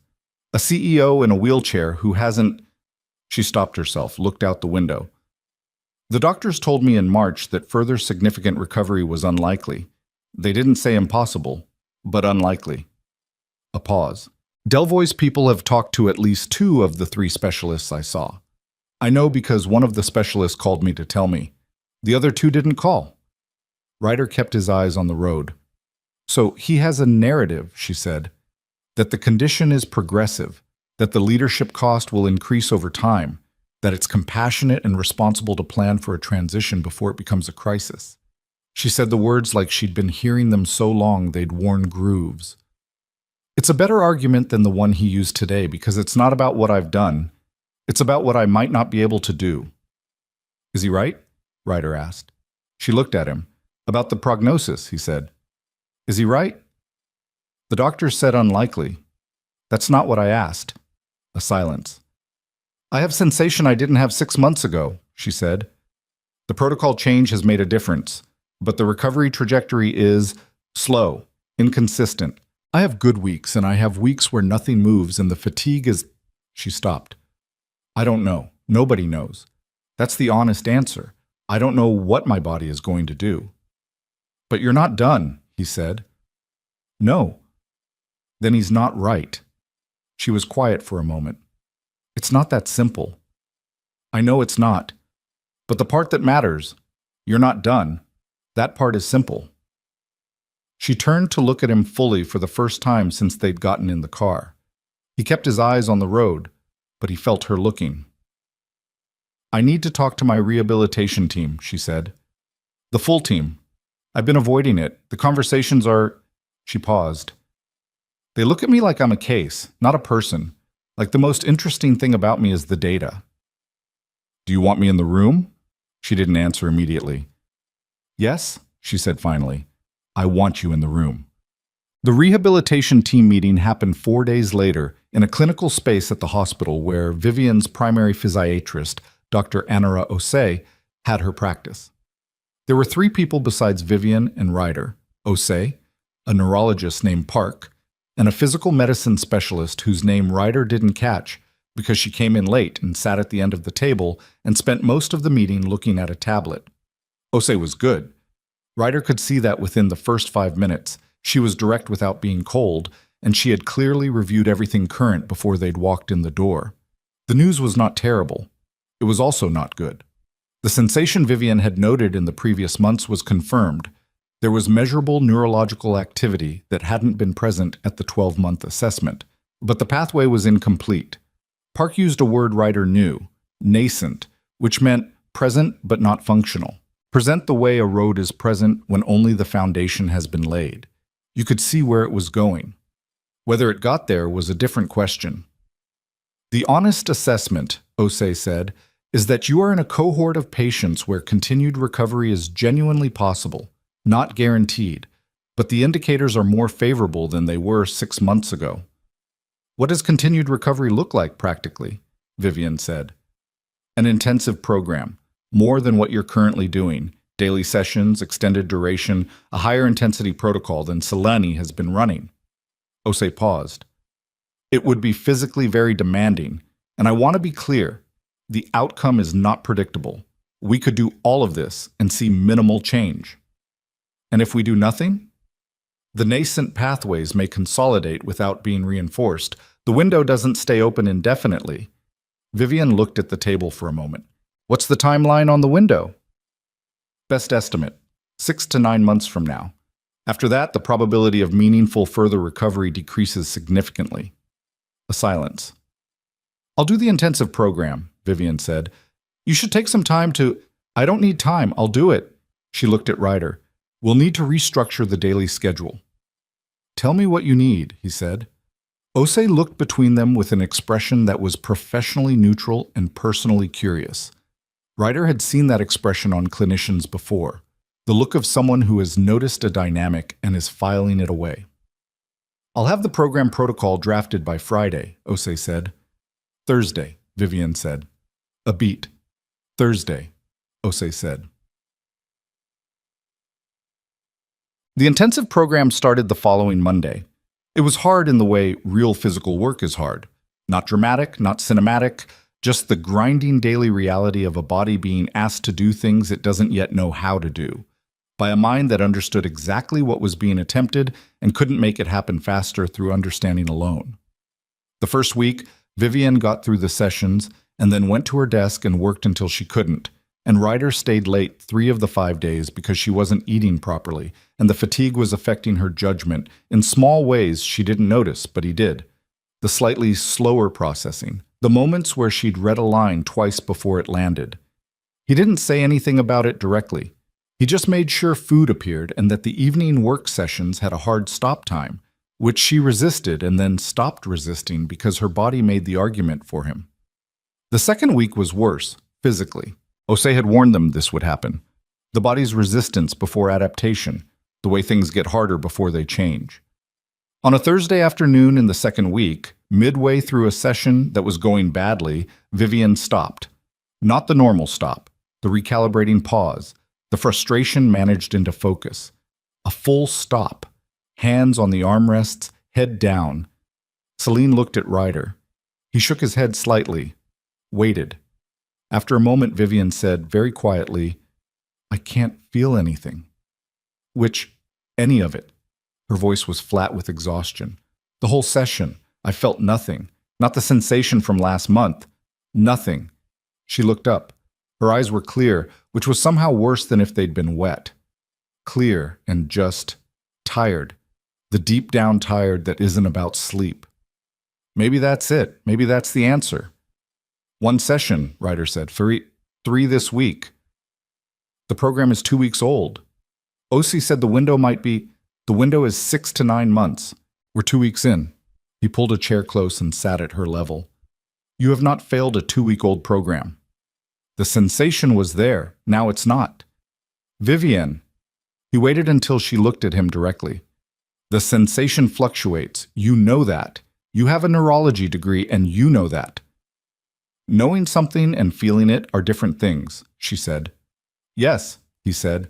They are. She held his gaze. Her jaw was set, but her eyes were doing the thing they did when she was trying to hold something together that kept trying to come apart. I'm tired, she said, like it surprised her to say it. Like the word itself was something she'd been managing around for a long time. I know. I don't mean today. I mean, she stopped. 14 months of waking up and it still being this. 14 months of fighting for something that might not change. I'm tired of fighting for it. Okay, he said. She looked at him. That's not a helpful response. I'm not here to fix how you feel. You're allowed to be tired. You're allowed to say that. Saying it doesn't help. It might, he said, if you've been not saying it for 14 months. A long silence. Celine had quietly left the room at some point. Ryder hadn't noticed her go, but she was gone. The shareholder meeting is in 10 days, Vivian said. I know. Delvoye is going to use the medical prognosis. He's going to try. And I'm sitting here unable to feel a therapy session that I've been doing every day for 2 weeks. She looked at her hands. It's a good argument, objectively. I'm looking at myself and I can see why it's a compelling argument. It's a compelling argument if the only evidence is a snapshot, Ryder said. It's a worse argument if the counter-evidence is the last 3 months. The earnings call, the presentation, the building visits, the program you started 2 weeks ago because you're not done. He paused. Are you still not done? She was quiet. Yes, she said finally. Then that's the counter-argument. She looked up. You always come back to that. Because it's always true. She held his gaze for a moment. Then she looked away toward the window. The garden was visible from the therapy room. The stone bench that Ryder had quietly cleared of overgrowth 2 weekends ago, not as a gesture, just because it bothered him that it had been left like that. You fixed the bench, she said. Overgrowth was getting into the foundation stones. That's not why you did it. He didn't argue. Maya used to bring tea out there, Vivian said. She'd sit for hours. She said gardens make better arguments than people. A pause. I thought that was ridiculous when she said it. Now I think she was just right about most things, and I didn't pay close enough attention. Ryder let the silence run. I miss her every day, Vivian said. It was the plainest thing she'd ever said to him. No scaffolding, no management, just the fact of it. I know, he said. You don't know. You can't know what she was. No, but I know what it looks like to carry someone every day. She looked at him. He thought about the box in his closet where Lauren's photo was. He thought about Caleb at 6, already learning the specific grammar of an absence, how to talk about a person who was there and then wasn't, how to hold the not remembering without letting it become the whole story. My son's mother left when he was 8 months old, he said. She's not dead. She couldn't do it. She left and she hasn't come back, and Caleb knows there's a picture in a box and doesn't remember the person in it. He paused. I'm not comparing. Loss is loss and absence is different from grief. But the carrying, yeah, I know something about that. Vivian looked at him for a long moment. Something in her face was different. Not softer exactly. More like the wall had been set down rather than broken. Deliberately, rather than by force. I've been so angry, she said. For so long. At the accident, at the board, She stopped. At myself, mostly. For not fighting harder, earlier, for everything. You've been fighting since day one. Not for the right things. I fought to keep people out. I fought to not be seen a certain way. I fought to control the frame. She shook her head. That's not the same as fighting for something. And now? She looked at the window, at the garden, and the cleared bench. Now I'm fighting for the company, she said, and the program. And, she paused, didn't finish the sentence. He didn't push. I want to try the session again, she said, from the top. Celine went to get coffee. Call her back. He texted Celine, Guan. She was back in 4 minutes. The second run of the session was not dramatically better. The sensation didn't return the way Vivian needed it to. But she got through it. She didn't stop again. She went all the way to the end with her jaw set and her eyes focused, and when it was done, she sat in the chair and breathed, and Ryder got her water and didn't say anything, and she drank it and didn't say anything, and that was enough for that day. The shareholder meeting was held in the main conference center at the Hale Technologies building, the large formal one on the 5th floor, not the working room on 18. There were 64 shareholders and representatives present, plus the full board. Ryder was in the back of the room again. This time he had Dorothea beside him, which was unusual. She typically managed from the periphery, but she'd chosen to stand with him today without discussion, and he hadn't said anything about it. Vivian opened the meeting. She was precise and steady, the way she'd been at the earnings call, except with an additional quality that was harder to name, something that had to do with the 2 weeks of the program and the afternoon she'd said, I'm tired, and the conversation about Maya and the bench in the garden. She was present in a different way, not less controlled, but the control was coming from somewhere realer. Delvoye made his move 40 minutes in. He'd prepared carefully. The angle wasn't the restructuring. He'd learned that lesson. The angle was future capacity. He presented it as stewardship. He used the word compassionate 3 times. He cited, without naming sources, without medical records, the prevailing clinical opinion that significant further recovery was statistically improbable. He said it was a matter of planning for the company's future, not a reflection on Ms. Hale's past contributions. He was good. Ryder had to give him that. He was very good. When Delvoye finished, the room turned to Vivian.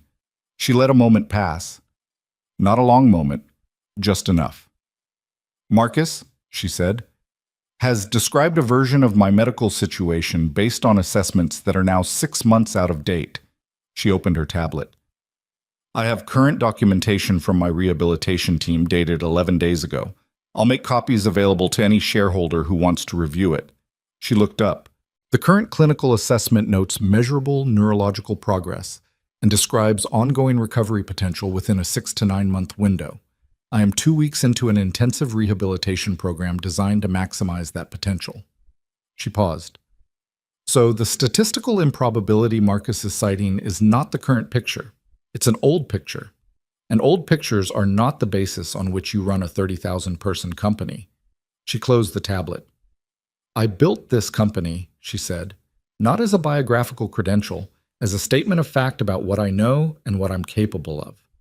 I know this company better than anyone in this room because I've been managing it continuously through an accident and a rehabilitation and a 14-month period during which this board sent letters to institutional shareholders based on outdated information and asked security guards to report on my private building visits. She said this without heat. That was the thing.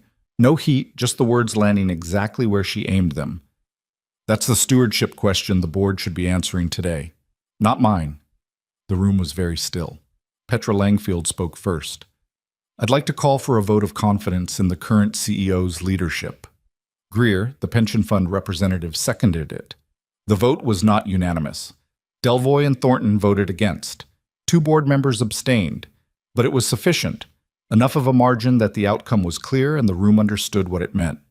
Vivian received the result without visible reaction. She thanked the shareholders for their time.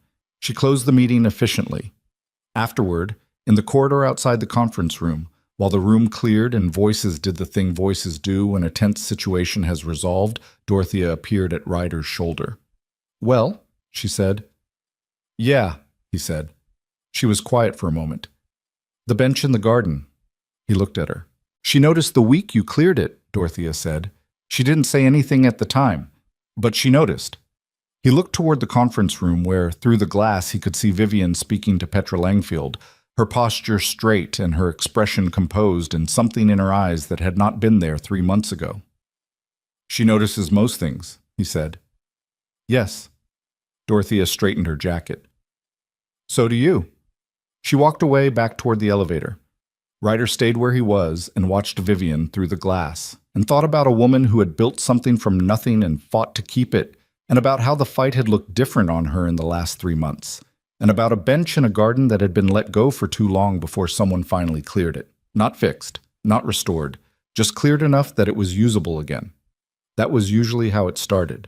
The vote of confidence did not end anything. Ryder understood this the same afternoon it happened, watching Delvoye leave the conference floor without speaking to anyone, coat already on, phone already at his ear. Men like that don't absorb a public loss and recalibrate gracefully. They just move the fight somewhere else, somewhere harder to see. The shareholder meeting had been won.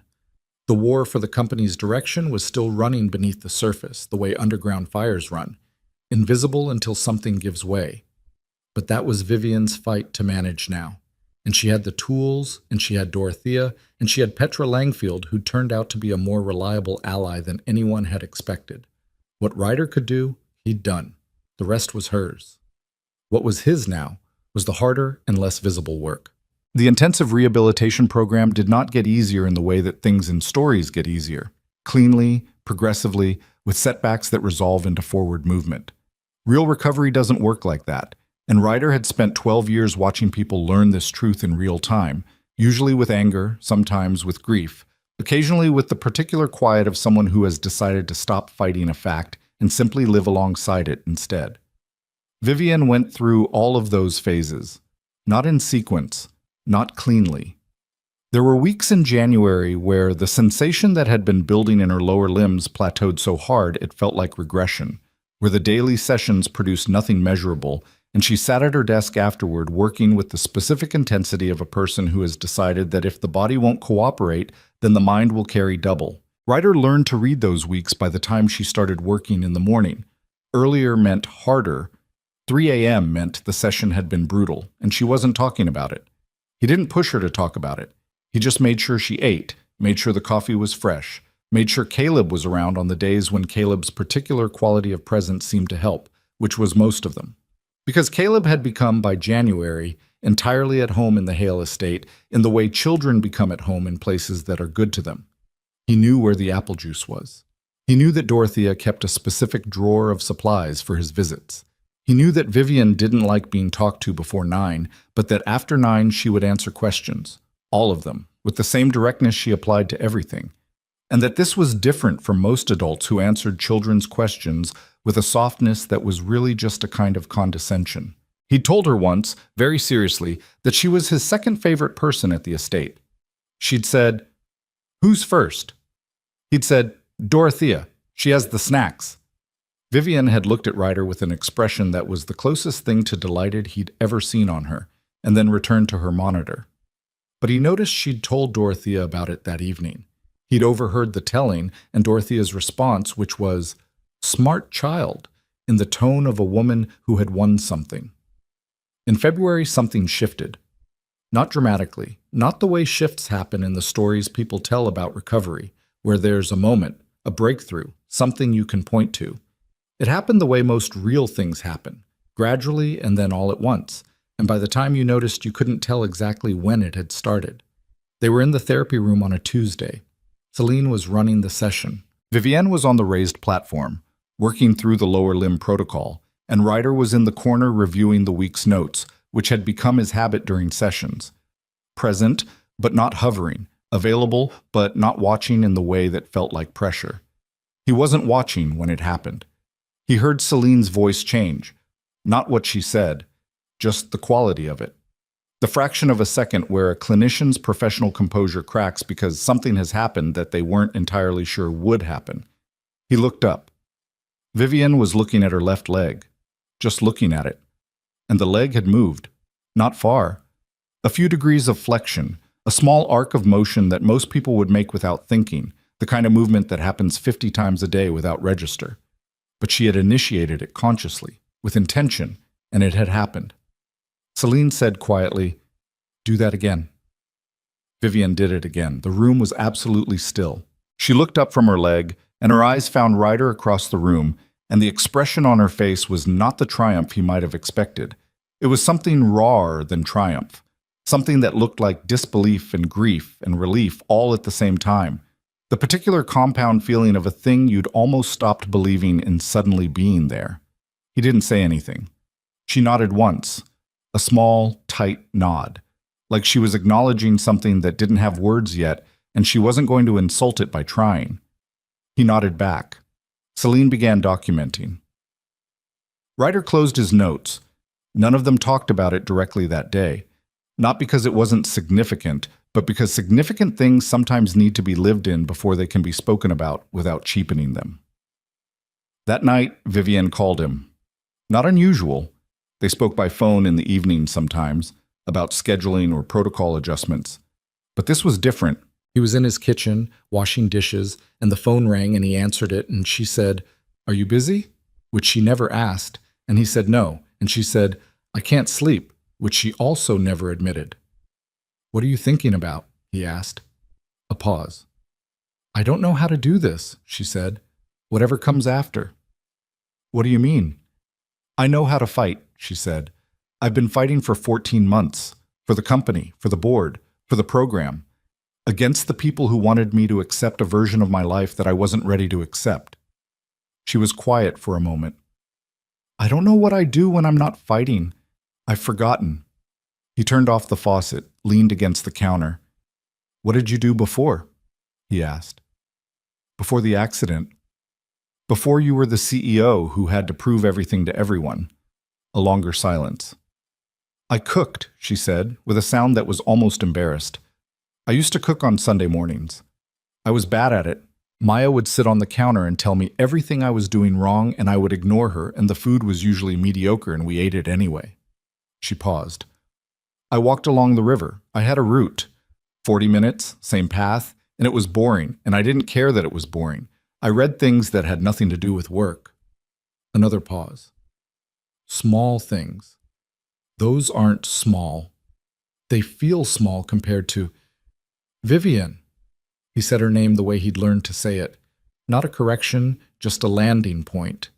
The Sunday cooking and the river walk and the book that had nothing to do with work. Those aren't things you did before the important life. Those are the important life. The silence that followed was long enough that he wondered if he'd said too much. Then she said, "You sound like Maya."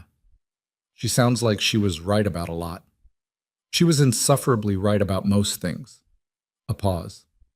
"She would have liked you." Yeah? "She liked people who were direct and didn't perform." A beat. "She would have been completely obvious about it, which would have been mortifying. She had no subtlety whatsoever." He laughed. A real one, not managed. He heard something on her end that might have been the same. "Go to sleep," he said. "I'll try." "The leg moved today." "I know." "That's not nothing." "I know." she said again.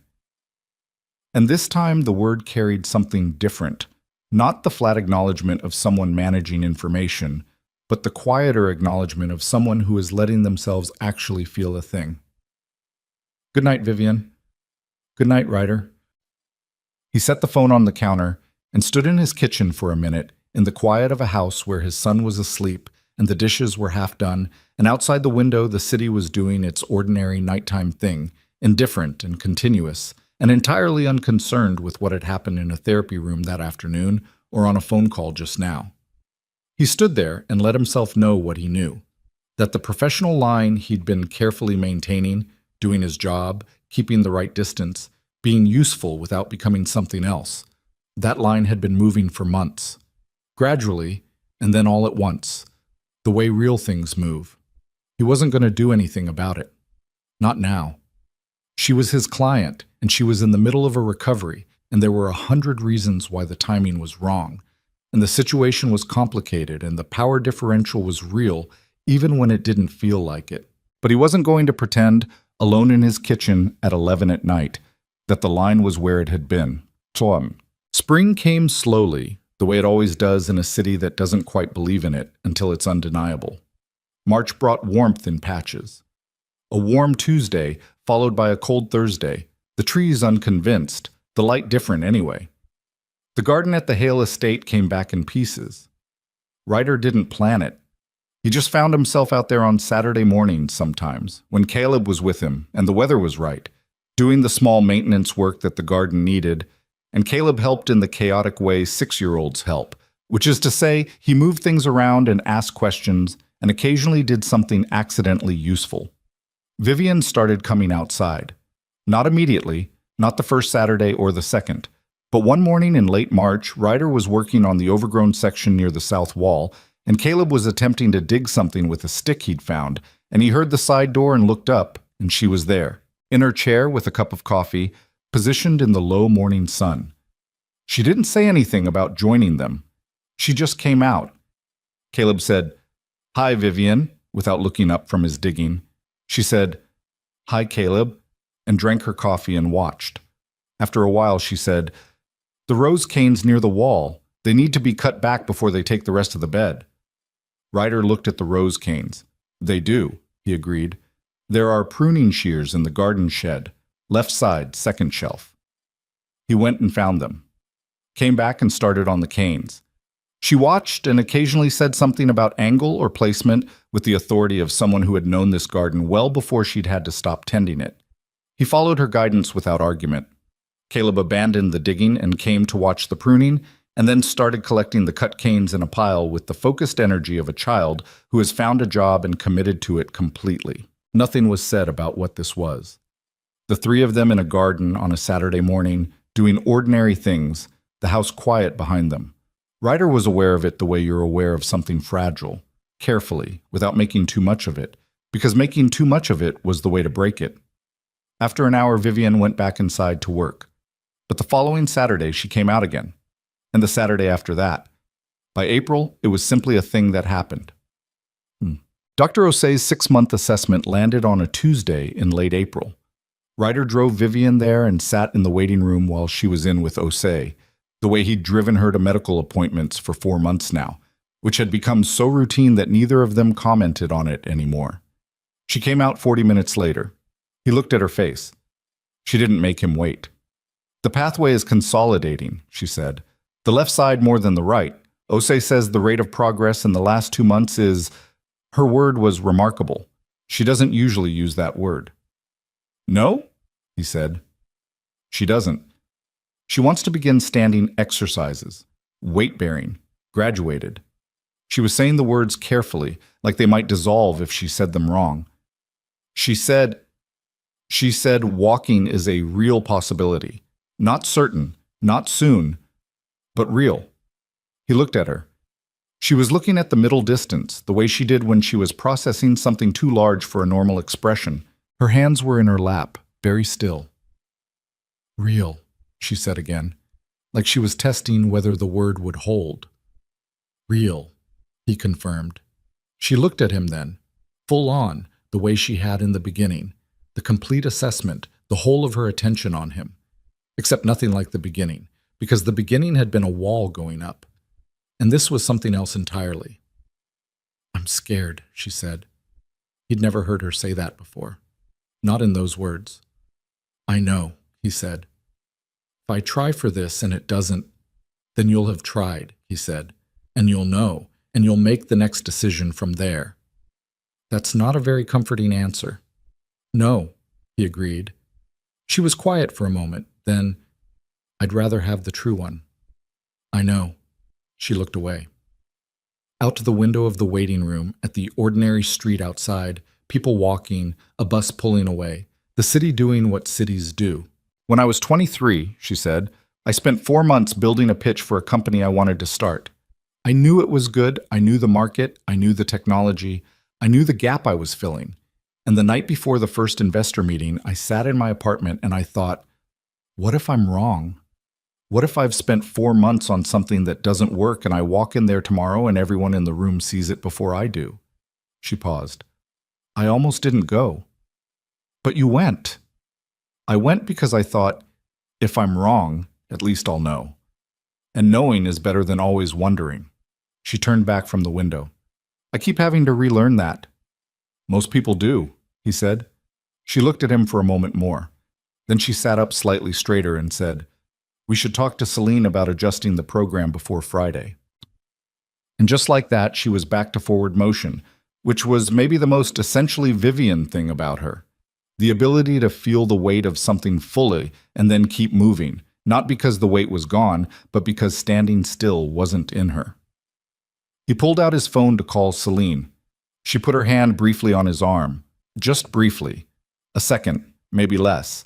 Then she moved her hand and looked at the door and said, I'll wait by the car. He watched her go and then looked at his phone and didn't call Celine for another 30 seconds because he needed a moment and he allowed himself the moment. And then he made the call. The company's anniversary celebration was Vivian's idea, not the celebration itself. That had been a fixture on the Hale Technologies calendar for years. But the format, the scale, the decision to make it public-facing rather than internal, to open it to shareholders and employees across all 30 offices rather than just the executive tier, to turn it from a corporate ritual into something that acknowledged what the year had actually been. She told Ryder about it on an evening in May, sitting in the garden with the last of the day's light doing the thing it does in May, low and golden and more generous than it has any right to be. I want to make a statement, she said. About what? About what the company went through this year. What I went through, not performatively, not as a narrative about triumph. She turned her coffee cup in her hands. Just honestly, I think the people who work for me deserve that. They've been watching a leadership drama play out above their heads for 8 months, and most of them have been showing up and doing the work anyway. She paused. I want to thank them for that, properly. When's the event? 3rd week of June, 11 months from your first day. He thought about the first day. The gate, the gravel driveway, $43 in a checking account, and Caleb asleep in the back seat, and a woman behind a closed door who'd told him to come back tomorrow when she was in a better mood. Dorothea says you should speak, Vivian said. He looked at her. I told her that was your decision. You could have just told her no. I could have. She looked at the garden. I didn't. He let that sit. Vivian. She looked at him. There were things he'd been not saying for months. The line that had moved gradually and then all at once. The phone call in February. The hand on his arm outside Ose's office. The Saturday mornings in the garden that had become a thing that happened the way important things become things that happen. Without announcement, without permission, until the day you realized they were always going to. What are we doing? He said. She didn't pretend not to understand the question. I don't know, she said. Exactly. That's not like you. No. She turned the coffee cup again. I know what I feel. I'm less certain what to do with it. She paused. The situation is complicated. I'm your caregiver. You're more than my caregiver and you know it. He didn't argue. I don't want to... She stopped, tried again. I've spent a lot of years being very good at asking for what I want in rooms where I had the authority to get it. This is not that room. What room is it? She looked at him. The evening light was doing something to her face, not cinematic, not soft focus, just honest. The way natural light is honest about the things it touches. Lines of exhaustion around her eyes that hadn't been there a year ago. Something else that also hadn't been there. One where I'm not sure of the outcome, she said, and I'm doing it anyway. He thought about what she'd told him outside Osi's office. If I'm wrong, at least I'll know. And knowing is better than always wondering. Okay, he said. She looked at him. Okay, what? Okay, we figure it out. He set his own cup down on the armrest of the garden bench, Maya's bench, cleared and usable now. Not all at once, not with a plan, just, okay. She held his gaze for a long moment. You are the most uncomplicated person I have ever met, she said. Is that bad? No. Something moved across her face. It's actually the thing I needed most and didn't know. The standing exercises began in May and were exactly as hard as everything else had been, and harder in some ways because they required a different kind of courage. Not the courage of persistence, which Vivian had in abundance, but the courage of vulnerability, of being upright and uncertain, of trusting a body that had failed her before to hold her now. She fell twice in the first 2 weeks. Not badly. Ryder and Celine were always within reach, always positioned correctly, and both falls were caught before they became falls. But they happened, and each time he watched her face go through the same sequence, the flash of something that was fear and anger at once, the clamp down, the recalibration, the decision to try again. The second fall, she sat on the mat afterward and said, I hate this. I know, Ryder said. I hate needing. She stopped. Help? She looked at the word like it had corners. You helped me rewrite my physical therapy protocol on the second day, he said. You helped Celine understand why the sequencing was wrong. You helped build a 73-minute presentation that made Delvoye look like a man who'd misread every room he'd ever been in. He sat down on the mat across from her. Needing help with standing up is not a different category from those things. It's just louder. She looked at him. When did you get philosophical? I've always been philosophical. You don't ask me questions often enough to know. That's fair. She put her hands on the mat. Help me up. He helped her up. She stood. Shaky, weight unevenly distributed, the right side compensating more than Celine wanted, but standing. Again, she said. Yeah. The first time she walked was on a Thursday in early June. 11 steps. Parallel bars, Celine on one side, Ryder on the other. Osei watching from the doorway because she'd come for the assessment and ended up staying. 11 steps, and on the 7th one, her right leg dragged slightly, and she stopped and reset and kept going. And on the 11th step, she stopped because Celine said stop, and she stood there breathing hard, both hands still on the bars, looking at the far end of the room. 11 steps. She didn't cry. He knew she wouldn't. That wasn't how she processed things. But her hands on the bars were shaking, and she gripped them hard for a moment, and then released them. And when she turned to look at Ryder, her eyes were very bright and very clear. 11, she said. 11, he confirmed. That's terrible. That's 11 more than 0. She made the sound that had evolved over the past months from an almost laugh to an actual one. Not loud, but real. Again, she said. Tomorrow, Celine said firmly. She looked like she wanted to argue. Then she didn't. Tomorrow, she said. She did 9 steps the next day because the body doesn't cooperate linearly, and that was fine. That was real recovery. That was the thing nobody's inspirational story remembers to mention. She did 14 the following week, then 12, then 19. By mid-June, she could walk 30 feet with the bars and 15 without them, with a cane, with someone close. Osei said she'd never seen a consolidation rate like it. Vivian said that was because nobody had adjusted the protocol early enough. Osei said she wasn't wrong. Ryder said nothing and thought about the second day, about a woman who had told him the protocol was wrong and had been right, and about how much time had been lost before someone listened.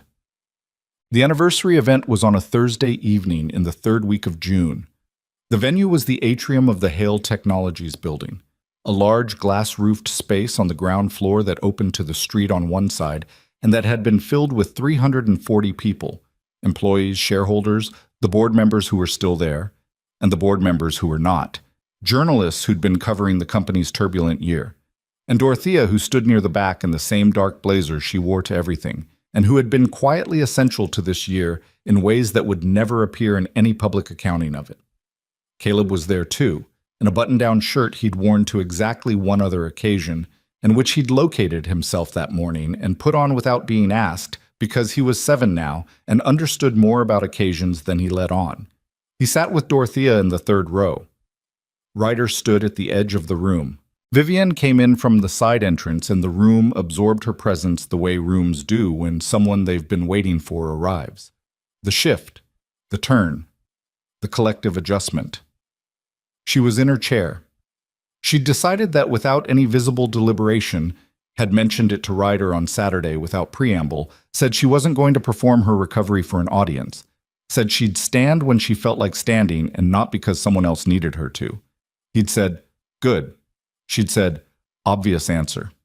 She opened the event simply, thanked the employees directly with the specificity of a person who had been paying attention, named several by name, not the executives, but the people who'd kept the work running through 11 months of leadership noise above them. Then she talked about the year. Not the shareholder drama, not the board conflict. She mentioned those things briefly, accurately, without theater. She talked about the rehabilitation, about what it cost and what it taught her. She talked about her sister, briefly, in a way that was personal, without being a performance of grief. And then she said, "I want to tell you about someone." The room was quiet. When I needed a caregiver, I was not a good candidate for care. I was difficult, and I was closed, and I had very fixed ideas about who I was and what I needed, and I was wrong about most of them. She paused. The man who was sent to my house had $43 in his account. He told me this months later, not at the time, and a 6-year-old son in the back seat of his car and exactly no background in private executive care. Another pause. And he was the most useful person I'd met in 14 months because he didn't try to manage me. He just asked what was actually wrong and then helped me fix it. Ryder looked at the floor. He did something else, she said. He brought his son, and his son, who is 7 now, and is sitting in the third row and is wearing a button-down shirt he put on himself this morning, asked me questions that none of the adults in my life had thought to ask. Simple ones. Who are the people in your photographs? Why are they turned away? Do you want to talk about your sister? Ryder looked up. Caleb was sitting very straight in the third row, looking at Vivian with the expression of a child who has understood he is being spoken about and has decided to receive it with dignity. Dorothea, beside him, was looking at her hands. "I'm not going to give a speech about what kindness can do," Vivian said, "because I think most of you know, and because speeches about kindness are usually given by people who don't practice it, and I'm trying to practice it more and talk about it less." She looked toward Ryder. "But I wanted to say it once, publicly, in a room full of people who watched this year happen, that who you put beside someone matters. That being treated like a person, rather than a problem, changes what's possible." She paused. "It changed what was possible for me." The room was very still. Then she said, "I'd like to stand up now." She moved to the side of her chair. Ryder was already crossing the room. Not running, just moving, the way he'd learned to move when she needed him, which was efficiently and without drama. He reached her and offered his arm, and she took it, and she stood. She was unsteady. Anyone close enough could see it. The slight unevenness, the concentration it took. She was not performing a triumphant moment. She was just standing, with someone's arm, in a room full of people, being as honest about her body as she'd been about everything else. The room began to applaud. She let them. She didn't wave it off or minimize it, which was new. She'd spent a year flinching from being seen, and she was standing here letting herself be seen, and that was maybe the harder thing. Caleb, in the third row, was clapping with both hands over his head, which was technically clapping for someone who had never quite learned the proper mechanics, but which conveyed enthusiasm without ambiguity. Vivian looked at him. The almost smile that had become, over the months, fully itself, arrived. She looked at Ryder. He was already looking at her. And that look was everything that was true between them, which was considerable and complicated and still being figured out, and also not that complicated at all. When you stripped away the categories and the careful language and the power differentials and the situation and just looked at two people who had been in the same trench for almost a year and had held each other up in every way people hold each other up. Imperfectly, stubbornly, often without the right words, always showing up. She squeezed his arm once. He held it steady. They stood there while the room did what it was doing, and neither of them said anything because there wasn't anything to say that the moment wasn't already saying. Afterward, late, when the event had wound down and the atrium was being cleared and most people had gone, Ryder sat on a low bench near the building's side exit with Caleb asleep against his shoulder. The boy had lasted until 9:30 before dropping, which was a personal record and had clearly satisfied him to achieve. Vivian came to sit nearby. Not in her chair. She was using the cane now, moving short distances without the chair when she chose to. And she lowered herself to the bench beside him, with the careful effort of someone who was honest about what effort it still took. They sat in the quiet that remained after a large thing has happened and the crowd has thinned. Dorothea cried, Vivian said. She didn't cry. She definitely cried. She had something in her eye. Both eyes. Simultaneously. A pause. I've worked with her for 7 years and I've never seen her cry. You gave a very good speech. I told the truth. It's not the same as good. Sometimes it is. She looked at Caleb, asleep against Ryder's shoulder. He wore the button down, she said. He did. For how long did he know he was going to be mentioned? He didn't. I didn't know either. She looked at the boy for a moment longer. He's going to be something, she said. Not as flattery. As an observation, the way she made observations. Direct and certain. He already is something, Ryder said. Fair point. The atrium was almost empty now. Through the glass walls, the city was doing its nighttime thing. Traffic thinning, lights holding, the ordinary endurance of a place that doesn't stop for anyone.